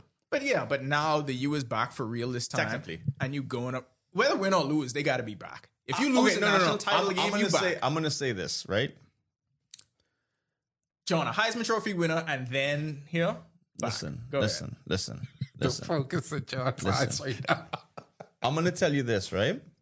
The reason why I said Miami isn't back is because Miami has to prove that they could make multiple playoff appearances in multiple years. Remember, this is the first time in a long time, right? And I'm not saying that they don't deserve to be there. We knew they were a top team. Some of the cards fell different ways. They were able to get in over Notre Dame, which I 100% agree. Yeah. Because head-to-head has to. I don't care if you play them the first game of the season or the last game of the season. Head-to-head has to count for something. Right now, yes, Miami is back in the national title game. The U is back. But the program's back. to be determined. Program's got to be back. No, to be determined. Because I would say this. Talent-wise, this isn't the most talented Miami team At all. in the last couple of years. I absolutely agree with John. Hold on, on when that. we say last couple of years, how far back are we talking? 6 years. Yeah, at least. 6 years. They're more talented than a lot of those teams that have come through. They're not. I said they weren't the most talented. Yeah. Maybe 3 years ago was like the most talented team that they had. See, at that moment, I was saying the U The back. De'Aaron King team? Why you say it like that? Why you being so dismissive? No, because I'm That's a trying talent. I I'm didn't trying say I'm they trying was to useful. I'm trying to connect the dots here. Yeah. But no, sorry, go ahead. But anyways, I feel it's a step in the right direction for them. But for you to say the U is back in the national title game. The reason why when I say back, you have to consider a program nationally and culturally relevant to the point where you are in the conversation. Miami's always in and this is what Miami's always in the conversation. They haven't always been in the conversation, John. Yes. When they were down, they were not in the conversation. When Manny Diaz in the conversation with no, us being no, in this I- bubble, I- no, nationally I relevant. kinda understand this year. Even with Al Golden, they were like, "Oh, Yeah. this is a different." Like they're always because they're such a national powerhouse. With their name is so big Because we fiend for the nostalgia, but it actually wasn't a thing. Like you didn't have a player like Cam Ward who was nationally relevant to this point where you are winning the Heisman Trophy. I understand, but see, this is where the transfer. Like I said, with the new that's why I can't say they're back with the new transfer portal era, They right? didn't get off of. That's true. It's Things can shift quick. yeah, but they ain't back. Like my opinion is, Indiana is gonna beat the brakes off of Miami. I've been And I telling feel people like this all week. it's gonna be like a 28-point win minimum. I just feel that good, right? The only thing Miami has going for them is they playing home. They playing home. And They this have a is lot where more my than that concern going for is. them. And they playing home, but Beck has to play a flawless game. And I think he can. I don't think he can. I don't think he can. I don't. My whole thing is the defense is going to do what they have to do, right? But if Beck makes the stupid decisions, which he's already done before, Indiana's going to get pick sixes. They're going to get fumbles. I don't think the game is going to be as much on Carson Beck as we think it does, and that's because I think Miami is going to dominate on the ground. Oh, Jesus. It's what they do. Carson Beck. Do you realize since the Louisville game, they basically turned Carson Beck into a game manager, and that has worked. That's worked. It's run the ball effectively, get the ball to Malachi Toney in space, let Carson Beck actually just become a game manager, and it's worked. Carson Beck has had to have one make it or break it drive, and he did that. That was the one against Ole Miss. Outside of that, he's not been put in that situation. Yeah, but you're looking at it from the standpoint like every team is Indiana. This Indiana team is different. No, I would say this. This Indiana team is different. Yeah, because Very they're 27. different. Let's put it this way, right? They beat Ohio State. We were in Philadelphia when they beat Ohio State. The whooping they put on Oregon. Yeah. The whooping that they put on Oregon Yeah, they beat Oregon. was a clinic. Yeah. Like, I don't know how Miami is going because Ohio. I know Miami beat Ohio State too, right? And they beat them, I feel, in my opinion, convincingly as well, right? I do not see Indiana losing this game. Hey, this is why. For me, This it's is not why you even play the game. For me, it's not even a conversation if Indiana is going to win. I've had the conversation all week about how bad they could beat them. Because, again, the hype is real. I like the fact Miami is back. We live in the Bahamas. We understand what that university represents. That is cool. Mendoza is going back home. Let's acknowledge that fact. You're going to have a large crowd out there that sees him just as much as they see the team. I'm not saying that's going to be everybody in Miami, but that does play a part in it. No, the city is split. I think the situation here is we want Miami to be the U so bad that we're not recognizing that this game is very, very, very, very, on paper, not good for them. But I think the books determine that, though, because I think right now Indiana's 8.5-point favorites. Yeah. So I think the books are kind of telling you that. I want to ride the hype. I want to ride the wave. I want the U to be the U, but let's understand. They play at a different breed right now. I've watched college football, and in my opinion, this Indiana team is just special. Yeah. Like, don't say the 27-year-old thing again. 28. 28, 29, don't matter. 6, 7. But anyways, I just think this Indiana team is very special, and they like the age. No, it's definitely Team of Destiny vibes. Yeah. You could get for that. sure. Like 100%. I felt that with the Oregon cutter. Like that was a Team of Destiny game. It's like when you see pick sixes and all of that, it's like, all right, they just could blow by everybody. And the Fernando Mendoza story is legitimately a great story. Like that is something where, and this is why I feel like college football wins no matter what. That's why I said for this perfect storm to be happening and for it to be happening in Miami, this is great. This is great. This is what sports can make. Now think about think about how much money that you were talking about was being generated from this. This is what sports can do, and this is at the biggest level. I'm just saying, oligarchs somewhere. This is crazy because I'm looking now. It's Jesus. They had at least like 25 transfers coming in. Yeah. And so, but even that, when we talk about in terms of being back, right? Like that, the definition of that even has shifted because, like y'all say, you could be back one year and you can fall out of it on the next based on your Russian oligarchs. But to the point John was making, if you watch Miami only from a national standpoint, you'll say, okay, yeah, they back, you sell it. But if you go down to Miami, my guy, you go to Coral Gables, you go around, Doral and places like Miami never go nowhere. No. It never go nowhere. Miami is seriously a Dolphins town. Then it's a Hurricanes football town, right? Then it's like the Heat. Yeah, the Heat just happened to win championships when they had to get the greatest. They had to get the greatest. Yeah, that city is always going to be Hurricanes, always football first, and Dolphins. Yeah, that's always football first. And you know why? That's the big reason of that, in my opinion. They both used to play in the Orange Bowl, so one weekend. That's why the community is so connected to it. Exactly. Like the Marlins could win World Series, but it's like, you know what I mean? It's not the same. They ain't got a Mendoza. What they don't have a Mendoza. They had a Jazz. Anyway, get some time. I think Lone Depot Park could be it in the heart of that Cuban community. So just give some time. No, Cardo, the best that places is during the World Baseball Classic. It'd be lit down there though. Yeah, during the World Baseball Classic. When you have sometimes big games. Oh no, when I went to Venezuelan Heritage Night, lit. Yeah, that's why I have that lit. Go. I don't know what it is. That might have been the last one. No, they might be bigger now. Heritage Night? Yeah. Let me tell you how John mentioned the right Hispanic group. I have now made, anytime I go to Miami, I got to go to Doral. Why? Venezuelans, they keep it together, bro. They keep it up. Shout out to Venezuelans. I'm happy for y'all. I wasn't here when all that happened, but hey. I like what y'all doing in Florida, bro. Keep it up. Keep it up. I like this. I stand with the Venezuelans. I got no comment on none of that. But let's do picks. I got Indiana in the blow. I'm taking Miami. We doing what? I'm taking Miami. Boy, one thing I can tell you, but you, when you have your ideas, you stick to it. Shut up. I believe in Carson. You Beck. don't believe in no such thing. No, I believe in Malachi Tony.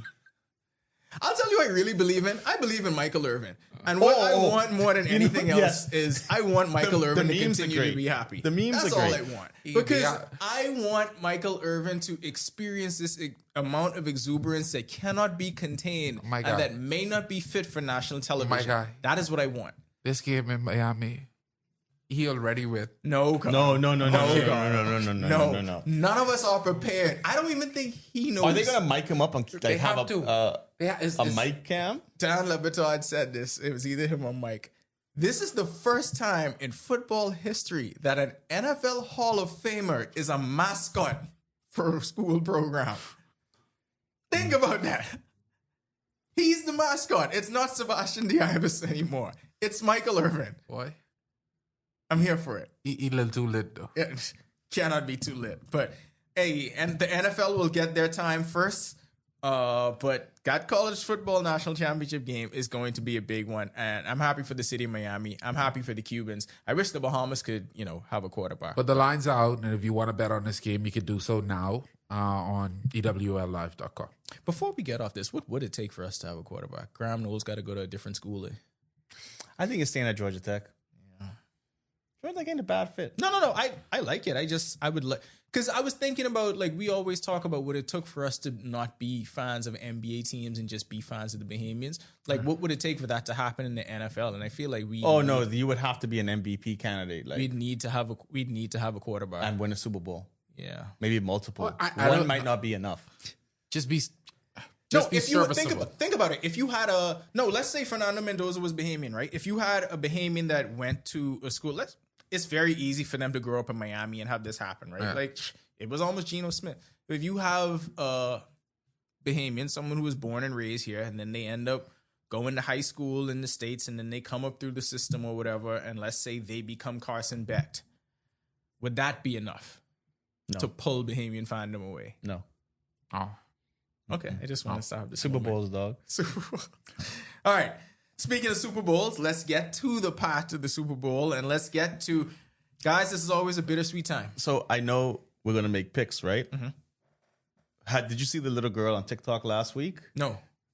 Oh, you didn't see that? No. She picked all the games wrong last week. That means she about to kill it this week. So, anyways, this was last week.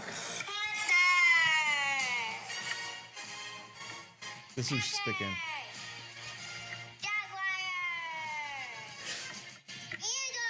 Wow.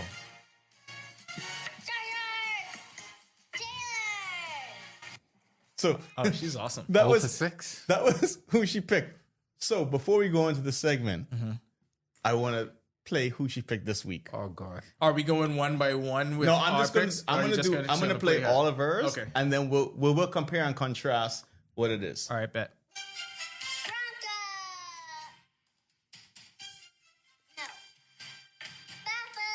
Ooh, controversial. Yeah. This is crazy.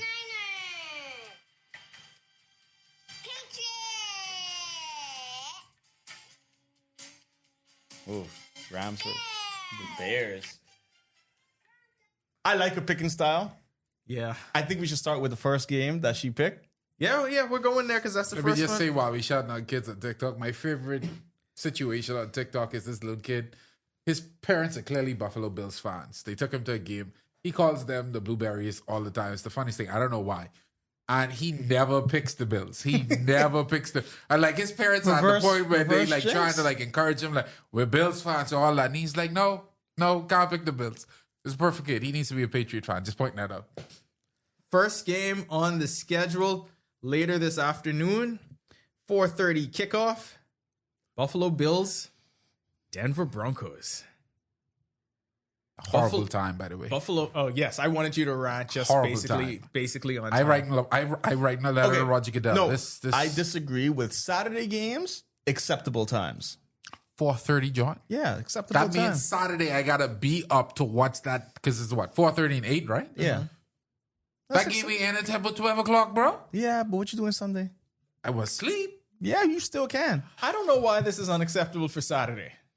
I feel like Saturday this cool. I was with you on the Sunday one. You ever watch a Saturday night game out and about? No, Okay, maybe. try that. Try that, and you'll understand the problem with this. I got a problem with the till, 6 p.m. Super Bowl. 11:30, bro. I have a problem with the Sunday Super Bowl. Yeah. Oh, I don't know what y'all issues is. Should be Super Bowl Saturday. Tomato.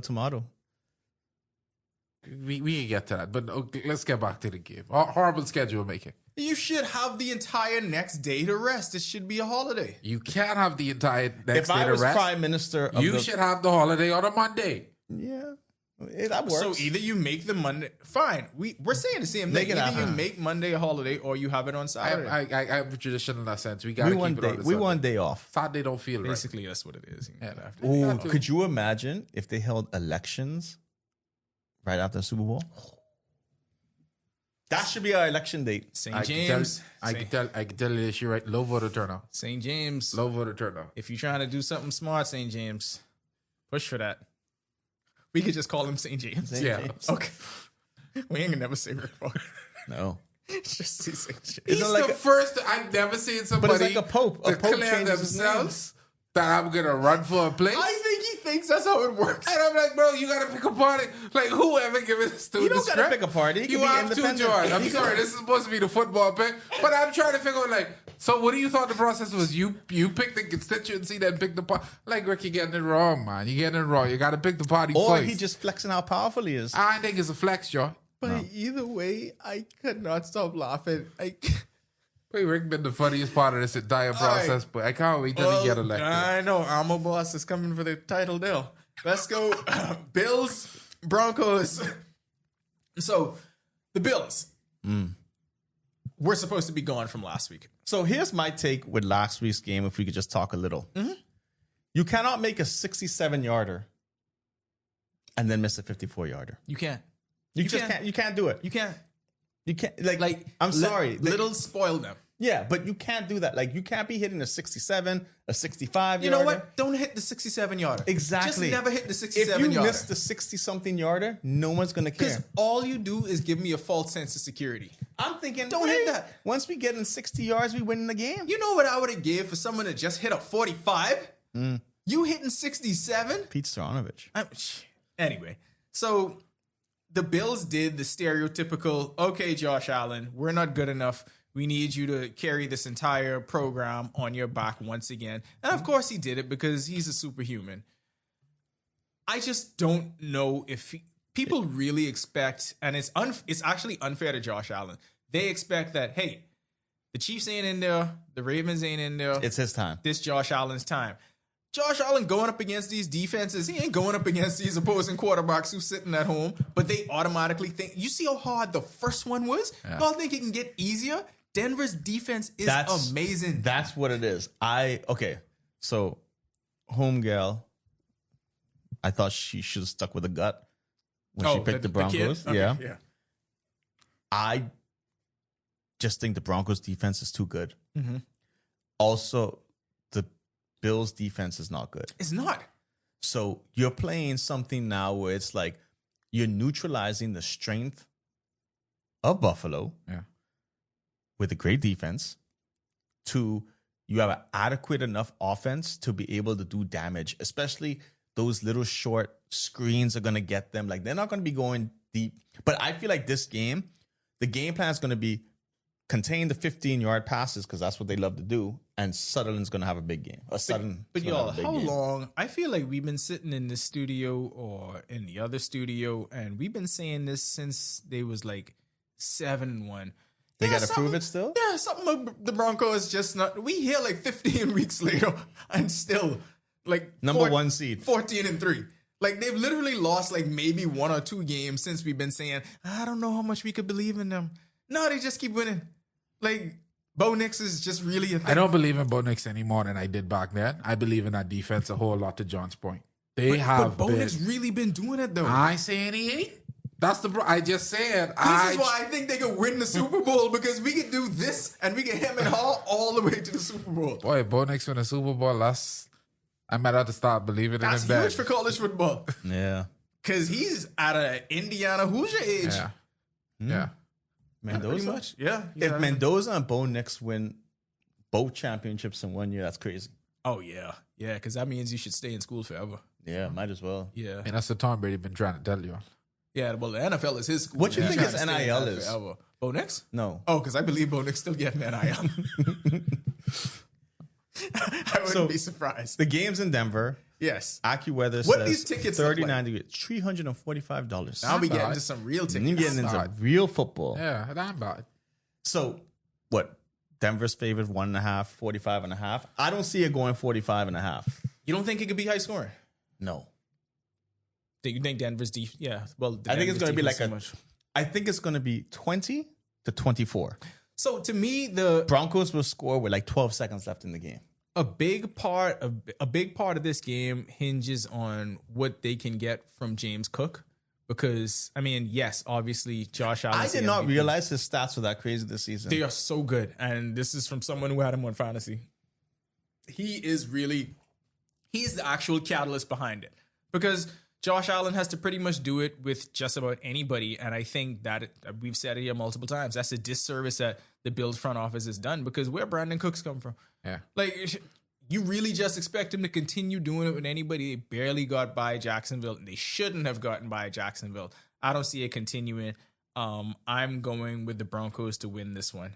I'm gonna go with the Broncos to just finally end the Josh Allen thing, because I think you touched on it. It's not over. Oh, no, hold on. Let me make the point I'm making. Okay, I agree, Ricardo. Before he even finishes, the window's closed. Yeah. Whoa. Yeah. We're getting into another topic here. The problem I have with all of this is it's almost like, because everybody else is out, quote unquote, no Lamar, no Patrick Mahomes, no Joe Burrow. Everybody's saying, well, this is his to lose. We keep He's saying he's not even the best team in the playoffs right now. No, I would say he's not even the best quarterback in the playoffs. Boy. We'll get to that later. So I'm intrigued now because who could it be? I just think the Broncos are Matthew going to Stafford. end it. I think the Broncos are just going to end this whole charade. Okay, fair enough. And we all agree, I think roundtable, we all agree that the Bills are going to lose this game, right? And I am no Buffalo Bills fan. But to say the window's closed is kind of crazy, dog. I've been saying that for the longest. And it hasn't been closed. Not only that. No. It's been closed because he hasn't won a Super Bowl. But this is going to like shut it completely closed. What Like, could the no Buffalo draft. Bills do next season once they're out of the playoffs this year to miraculously make them a Super Bowl contender next year? Yes, they're going to have Josh Allen. You can't rebuild that defense. Can they get Fernando James Mendoza? Cook is not going to be the Why? James Cook What we are they see gonna- now. He's not going to be the James Cook we Mendoza see. is not going to go to Las Vegas. He's going to stay in Indiana. You think so? No, he has to. I think he's. he well, I gotta mean, be. you never know He's who's like out. 87 now, bro. Who's out of eligibility? It don't matter. But anyway, I think Buffalo is just, I don't see them being able to put together a Super Bowl contender next year. This was quote unquote the last year, and they're just not that good of a team. Just wait till they make the Last Dance Buffalo version. They've had several last dances. This is a city that has recovered from losing 4 Super Bowls. Ain't nothing. They to haven't break down. recovered yet. You don't think they recovered? No, because they ain't been to Super Bowl. They ain't win a Super Bowl. Shout so out Highmark Stadium. Yeah. They they ain't never playing there again. Yeah. Broncos are moving on, according to the team here at 10YS. Let's go to the Saturday nightcap, the game that Cardo dreads. It's going to be at 8. NFC West rivalry. Once again, this is the third time we've seen this game this year, right? Yeah. 49ers, Seahawks. Another matchup between 14 and 3, 12 and 5. The Seahawks, to me, a lot of people have said it was the Rams. I think the Seahawks have been the best team in the league this season. I think they've been the best defense. For as much as we've talked about the Broncos defense, I actually think the Seahawks defense is better. I also think this has been Kyle Shanahan's best coaching job. Has to be because he's lost every single player. Everybody. Speaking of lost every single player, I don't know if you all saw videos of Fred Warner Speeding? working out. No. How is Fred Warner doing this way? And if that is not the clearest indication that, all right, they just letting them use steroids or something else stronger. Fred Warner looks normal. How? You realize he has a 24/7 team behind him. Yeah. But he has something else. Russian oligarchs. Now get the flu and he can't believe people just bounce back from injury. No, John, Fred Warner almost died on the field. Y'all forgetting when he got hurt? Yeah. And how bad that was? Nobody had a timeline projecting him to be back for the playoffs. That was all right, next season kind of injury. They just lost George Kittle, who emotional leader of this team, so huge for what Brock Purdy. They lost another does. player. That's the crazy thing. I have to ask now. We given any credence to the field location thing? Because I've seen all the theories in the world about it the last week.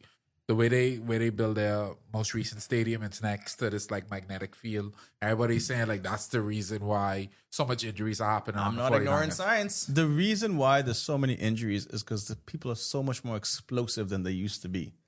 I ain't ignoring science. They ain't smoking cigarettes and drinking beers at halftime. If they did, it would be a Bud Light, though. They might be. Maybe. I doubt it. You can't smoke anywhere. All right. Seahawks are favorites, 44.5 for this game. Ticket prices, $421. I think to believe in the 49ers, that's kind of like you saying the bottom has to fall out on the Sam Darnold thing at some point. Because everybody expects Sam Darnold to have the Sam Darnold game up until he gets to the Super Bowl. You'll never actually go into a game believing, hey, boy, Sam Darnold can kill it. I mean, maybe if the Vikings believed that, they would have been better off and they should have stuck with him. But, that's neither here nor there. I feel the Niners have too many injuries. And we've been saying that the wheels are going to fall off eventually. It's a nice story. It's a great story. But how long could you sustain it for? Yeah, it could only go so far to a point. Yeah. And it was a good run, 49ers. And honestly, to be real, the Seahawks have still won the games where Sam Darnold has imploded. Mm-hmm. Because the defense has been that good. When they played the Rams, Sam Darnold had a terrible game and then he tacked on some big plays late. But that defense and the running game is good enough to sustain them, and he doesn't have to have the superstar kind of game. So I do think the Seahawks win. I don't know how much I feel about the touchdown line. So pretty much of all the losses this season, it's been barely anything. They lost to the 49ers the first time by 4 points. Yeah. They lost to the Bucks by 3 points. That's 7. Then they lost the other game by 2. Yeah. So you're at like a touchdown. Yeah, they don't. This is why I think they're the best team in the league, and this is my pick away thing. This is actually who I think is going to win the Super Bowl. I do think Seattle is going to win the Super Bowl. You think Seattle is going to win? I think I'm they're not the best debating that they're one of the best teams in the league. This shows all the credit to what the NFC West has been the entire season. I think a healthy San Francisco 49ers could have been where we see Seattle. So here's where I compare the NFC West right now. When the days when the AFC East was good. East? Yeah. I thought you were going to go north. No, because the reason I say AFC You East. could go both of them. No, because Tom Brady was winning them Super Bowls. That's why. I just feel like the comparison of like the division, because it was a point where the Jets were good, the Dolphins were good, and the Patriots were good, right? Yeah. And then the Jets went down. Like it was always competitive. And the Super Bowl champion, well, it's pretty sus to say it now. I think the Super Bowl champions coming out of the NFC West, right? Granted, 3 of them are still in the playoffs, but you know what I'm saying? It's just That is crazy. Yeah, 3 of them in the playoffs. That's crazy for a division to have 3 teams in the division. A division has a shot to have 2 in the championship game. Yeah. I think the Seahawks are going to win this. I think the 49ers wheels have fallen off enough, too many injuries. It's sad, but that's just how football is. I agree with everything John said. I just want to stick a pin in that because I feel like this is the prime case for a bit of a realignment in the NFL. I know we don't want to have the conversation, but what the NFC West has done, and even to a degree what the NFC, that would be North, has done the last couple of years, it shows you that the NFC East and NFC South, they just don't need to be around. You got to figure something else out because they need to be around. But I say that as what was the top record in the NFC South? Oh, the NFC South definitely don't need to be around. And it's been consistent. Except for the fact they almost spoiled the party. I don't know why, but the Rams just have problems with the Panthers. I don't know why. They almost spoiled everybody's party. Bryce Young, boy. All right, let's go to Sunday. Carter, we have to let you get to this first because this is your moment. You tried to bring plenty pressure last week. No. Let's not do that. This pressure now. D'Amico Ryans and CJ Let me Stroud ask you reached this. pressure. Has CJ Stroud regressed? Or I've been telling you on this. Yes. Or yes. Thank you. Ox is coaching Ox's teammates. Thank you. Ox is coaching Ox's teammates. Nobody thinks that. Okay. We can see Sunday. John was being facetious. I know he was. How did you miss that? I know he was, but we can see Sunday. I'm trying to see this regression because he looking good. Okay. That's all I say. That man walked into Pittsburgh. As many men Walked into Pittsburgh. As many men have before. And made Mike Tomlin quit. He didn't know such thing. He packed Mike Tomlin's bag. That would be the equivalent of a war. He said, Mike Tomlin, go down next Founders Day, go down to the Bahamas. And that is the equivalent of a major major war breaking out. The general has been brought down to his knees. He's now without his left foot. His right arm has been decapitated. Like, he's just all break up and he begging somebody for a mercy kill. That's what we saw from CJ Stroud last week. CJ Stroud is my favorite quarterback. Okay, here we go. Well, one of my favorite quarterbacks. I wonder why. Playoffs. Because he did what needed to be done. Okay. He righted the He I'm shocked, though, that you have the Seahawks winning the Super Bowl. Hold on. He did what Lamar Jackson couldn't. Beat the Steelers. He did what Lamar Jackson couldn't. Also, the defense really did a big it's one of the best defenses. You can take your pick of these defenses. Sorry, I got to take that back. I can't say the Seahawks go win the Super Bowl. That's what I'm saying. Megan is a Texans fan. Anyways. So I have to be a Texans fan by association. No, we can fix that this weekend. No, I can't. No, she's a legit Texans. Here's the thing, right? But we can still fix that this weekend for you. And I'll say this. We can make it easier for you to make it. I mean, I like pulling for them. They are my second team now. I know your number one rule is who's under the helmet and the quarterback. So we're gonna fix that this weekend. That's not my number one. We're gonna clear the slate for you. Okay, well, she kind of supersedes what the number one rule is of the quarterback. So it works. Second rule. Yes. Let's go with this. The regression of CJ Stroud is insane. It's not real. It's insane. Go into regression stats, sure. But I think Texans are going to win this game. It's ridiculous. Of course, I am going Texans. I believe so much in C.J. Stroud and D'Amico Ryans. To me, feels a little Bill Belichick, Tom Brady-esque. I feel like this. And They played such a bad offensive game last week. Ain't happening again. Yeah. and they still hung 30. I was sick and rolling over, and I just heard them making noise, and It all happened in like the last 6 minutes of the game, though. I woke up in the middle of the night and I was like, "What's the final score?" Because And we she pretend said- like that wasn't 10-6 in the fourth And quarter. she said, Yeah. I couldn't believe it when she said 30-6. I'm like, how did they score? Okay, all right. But anyway, So both of you going to go Texans. Texans all day. Yeah, because see, it was a I have Texans jibbing on my 33 Crocs. 33-yard. You do? Yeah, one Texans, one Ravens. Okay, That was let's fine. let's go with Cardo's pick. Of course I'm going to go with the Patriots. I am more confident this week than I was last week. Of course I'm going to go with the Patriots. ridiculous. That is ridiculous Tickets- to be more comfortable. Cheapest tickets, $260. Hold on. Why are you more confident this week than last week? Because I feel like it's a better matchup. This is a better matchup Yeah. for the Patriots. Yeah.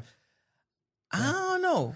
Drake May does this weird thing where he plays up and he plays down. So here's who the Texans have lost to this season: the Rams, the Buccaneers when they were something, the Jaguars, Seahawks, Broncos.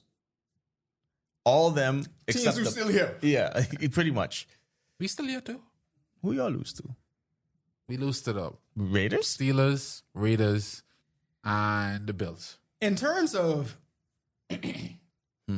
in terms of just defenses, right? When you look at this schedule, is this the most elite defenses we've still had in the playoffs at this point? In a Because I really feel long like- time, yeah. It feels like that to me. Like if you look at the Broncos, you look at the Seahawks, you look at the Texans, legitimately elite in the conversation for could be some of the best. I don't know. Somebody might have to chat GPT it, but I'm pretty sure that this is the latest we've seen this high rank of defenses still in the It playoffs. has to be. And I haven't even looked at the numbers, but just based on the eye test and just knowing the defensive resumes that these teams have put out, because D'Amico Ryans built a monster in Houston. I respect that. You better. He have LeBron's son out there, so he doing some things. But all I'm saying is, You're saying Patriots. I just trust my team this weekend. That's cool. I mean, I That's would fine. hope Nothing I would wrong with hope that. you wouldn't pick against it. Hey, dog. But I just know this regression has been insane. Yes, and this is, I'm so glad that John keeps bringing this up, because for 2 years we've been saying you on this island by yourself By talking myself. this nonsense By about myself. CJ Stroud By regressing, myself. and then they go on and win like 10, 11 Let's games. not pretend like he been like an MVP to see. He been good. You couldn't even finish your He own been sentence. good. To He you been had good. to preempt yourself. All I'm saying is the CJ Stroud we saw 3 years ago was exceptional. He's still exceptional. As exceptional. He He had been good. he had a better season this year than he had his first year.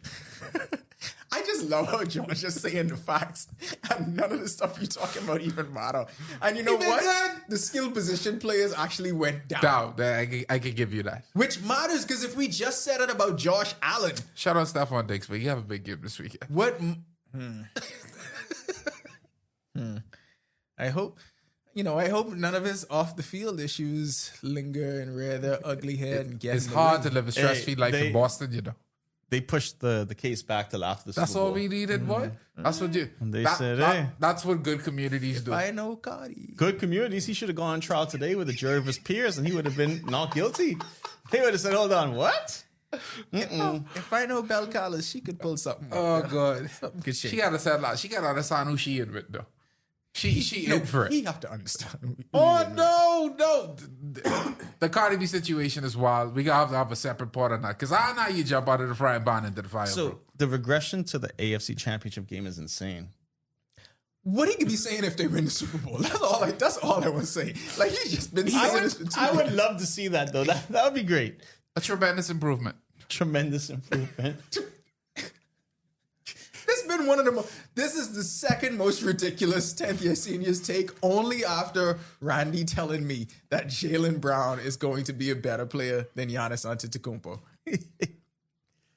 Boy. Oh my god! And you know what? That one actually became. It's not an argument, but the fact that Jaylen Brown did so much to add to his resume with the title, with the finals MVP, with the way he plays now, just to become like half of where Giannis is at, to make it little less laughable. Yeah. That's the only reason it's in the realm. But you with the CJ Stroud regression. CJ Stroud, boy, he been okay.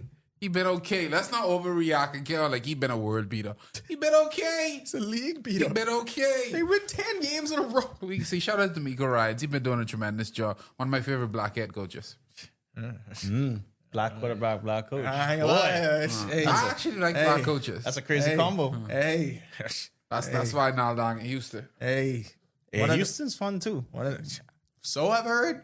So I've heard. I've heard that this summer that's supposed to be the move. But So we'll see. this last game, Cardos hates this time. Let's set the game up. Sorry, my bad. A 6:30 game. Rams, Bears. The future MVP playing in this game. It ain't gonna be this year. It gotta be in the future. No, it's No, he mean it's the this MVP season. right now. MVP where 10, he up in New England, bro. He's talking about. But you know the crazy thing about this is when ahead. I was trying to tell you Drake May in the MVP I conversation, just you was told brushing you. it back. No, because John last blatantly saying- week he was putting undue pressure on my guy. He's comfortable. He got the bad game out of the way. We good to go now.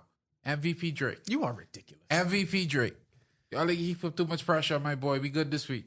Guy in Toronto made sure another Drake's not going to win MVP. Matthew Jesus Stafford Christ. was all pro.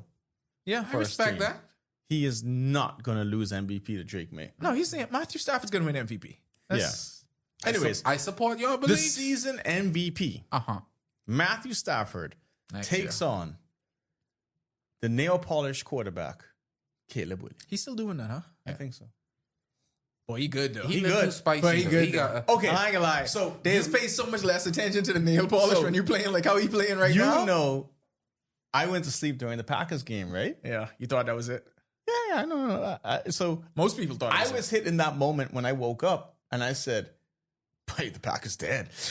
Like, because I literally have a group chat and and my message was, "Boy, the Bears. It was a good run with the Bears, right? classic John. And then- he'll message a group saying this. It's a good run because my boy's from Chicago and he's a Bears fan and all that." When I woke up, I opened Instagram and they showed a play of a field goal being kicked or something like that. And I said, "Hold on a second." And then I go to the NFL account and I look and I said, I go in the group. So the Packers suck. I just found this out. Like, it's one of those moments where I went to bed. I woke up and I was just like, wow. half of America did too. Ben Johnson, bro. Ben Johnson. I mean, we can't say we surprised by it because What's the line in the game? I didn't look at the line. 3.5 Rams. We can't say that we surprised by it because what he did with Detroit, like that was him. Boy, look here. That was him. I know how Detroit making it right now. And I this don't. game's a They're soldier barely field. making it. It's barely a soldier making field. Mm-hmm. Okay. And they're favoring the Rams 3.5. Yeah, the Because Rams. they got an MVP. And that's why Caleb Williams is about to take this personal. Yeah, but you got to look at it. So the way Vegas is looking at it, and the Rams really only lost some really fluky games. Yeah. Like the Rams' losses were really close. I mean, they lost to the Panthers for God's sakes. One of them games. They was about to do it again last week in a Yeah, really close they game. just can't beat the Panthers. That's just one of them weird things. I don't know, but the Rams lost some fluky games. They really shouldn't have been 12-5. They was much closer to a 14-3 team. Could have possibly been like 15-2. I agree. Like I said, NFC West has been tremendous all Yeah, season. so that's a big part of what that is. For some strange reason, I feel like Caleb Williams got it I done think this the weekend. Bears at home are scary. The Bears at home are scary. And also, I would say this, and say what you want to say. It's projected to be 21 degrees. Matthew Caleb, Stafford ain't into that. that's the thing. He's a Cali boy right now. He playing in the Dome. He played at He old. University of He Georgia. old. Let's start there. Yeah, he Matthew played with the Stafford ain't Lions. never He been played- into that He at played with no the point. Lions. So He wasn't outside when he was playing with the Lions. no. So my take is going to be, this game is built for the Bears. Yes.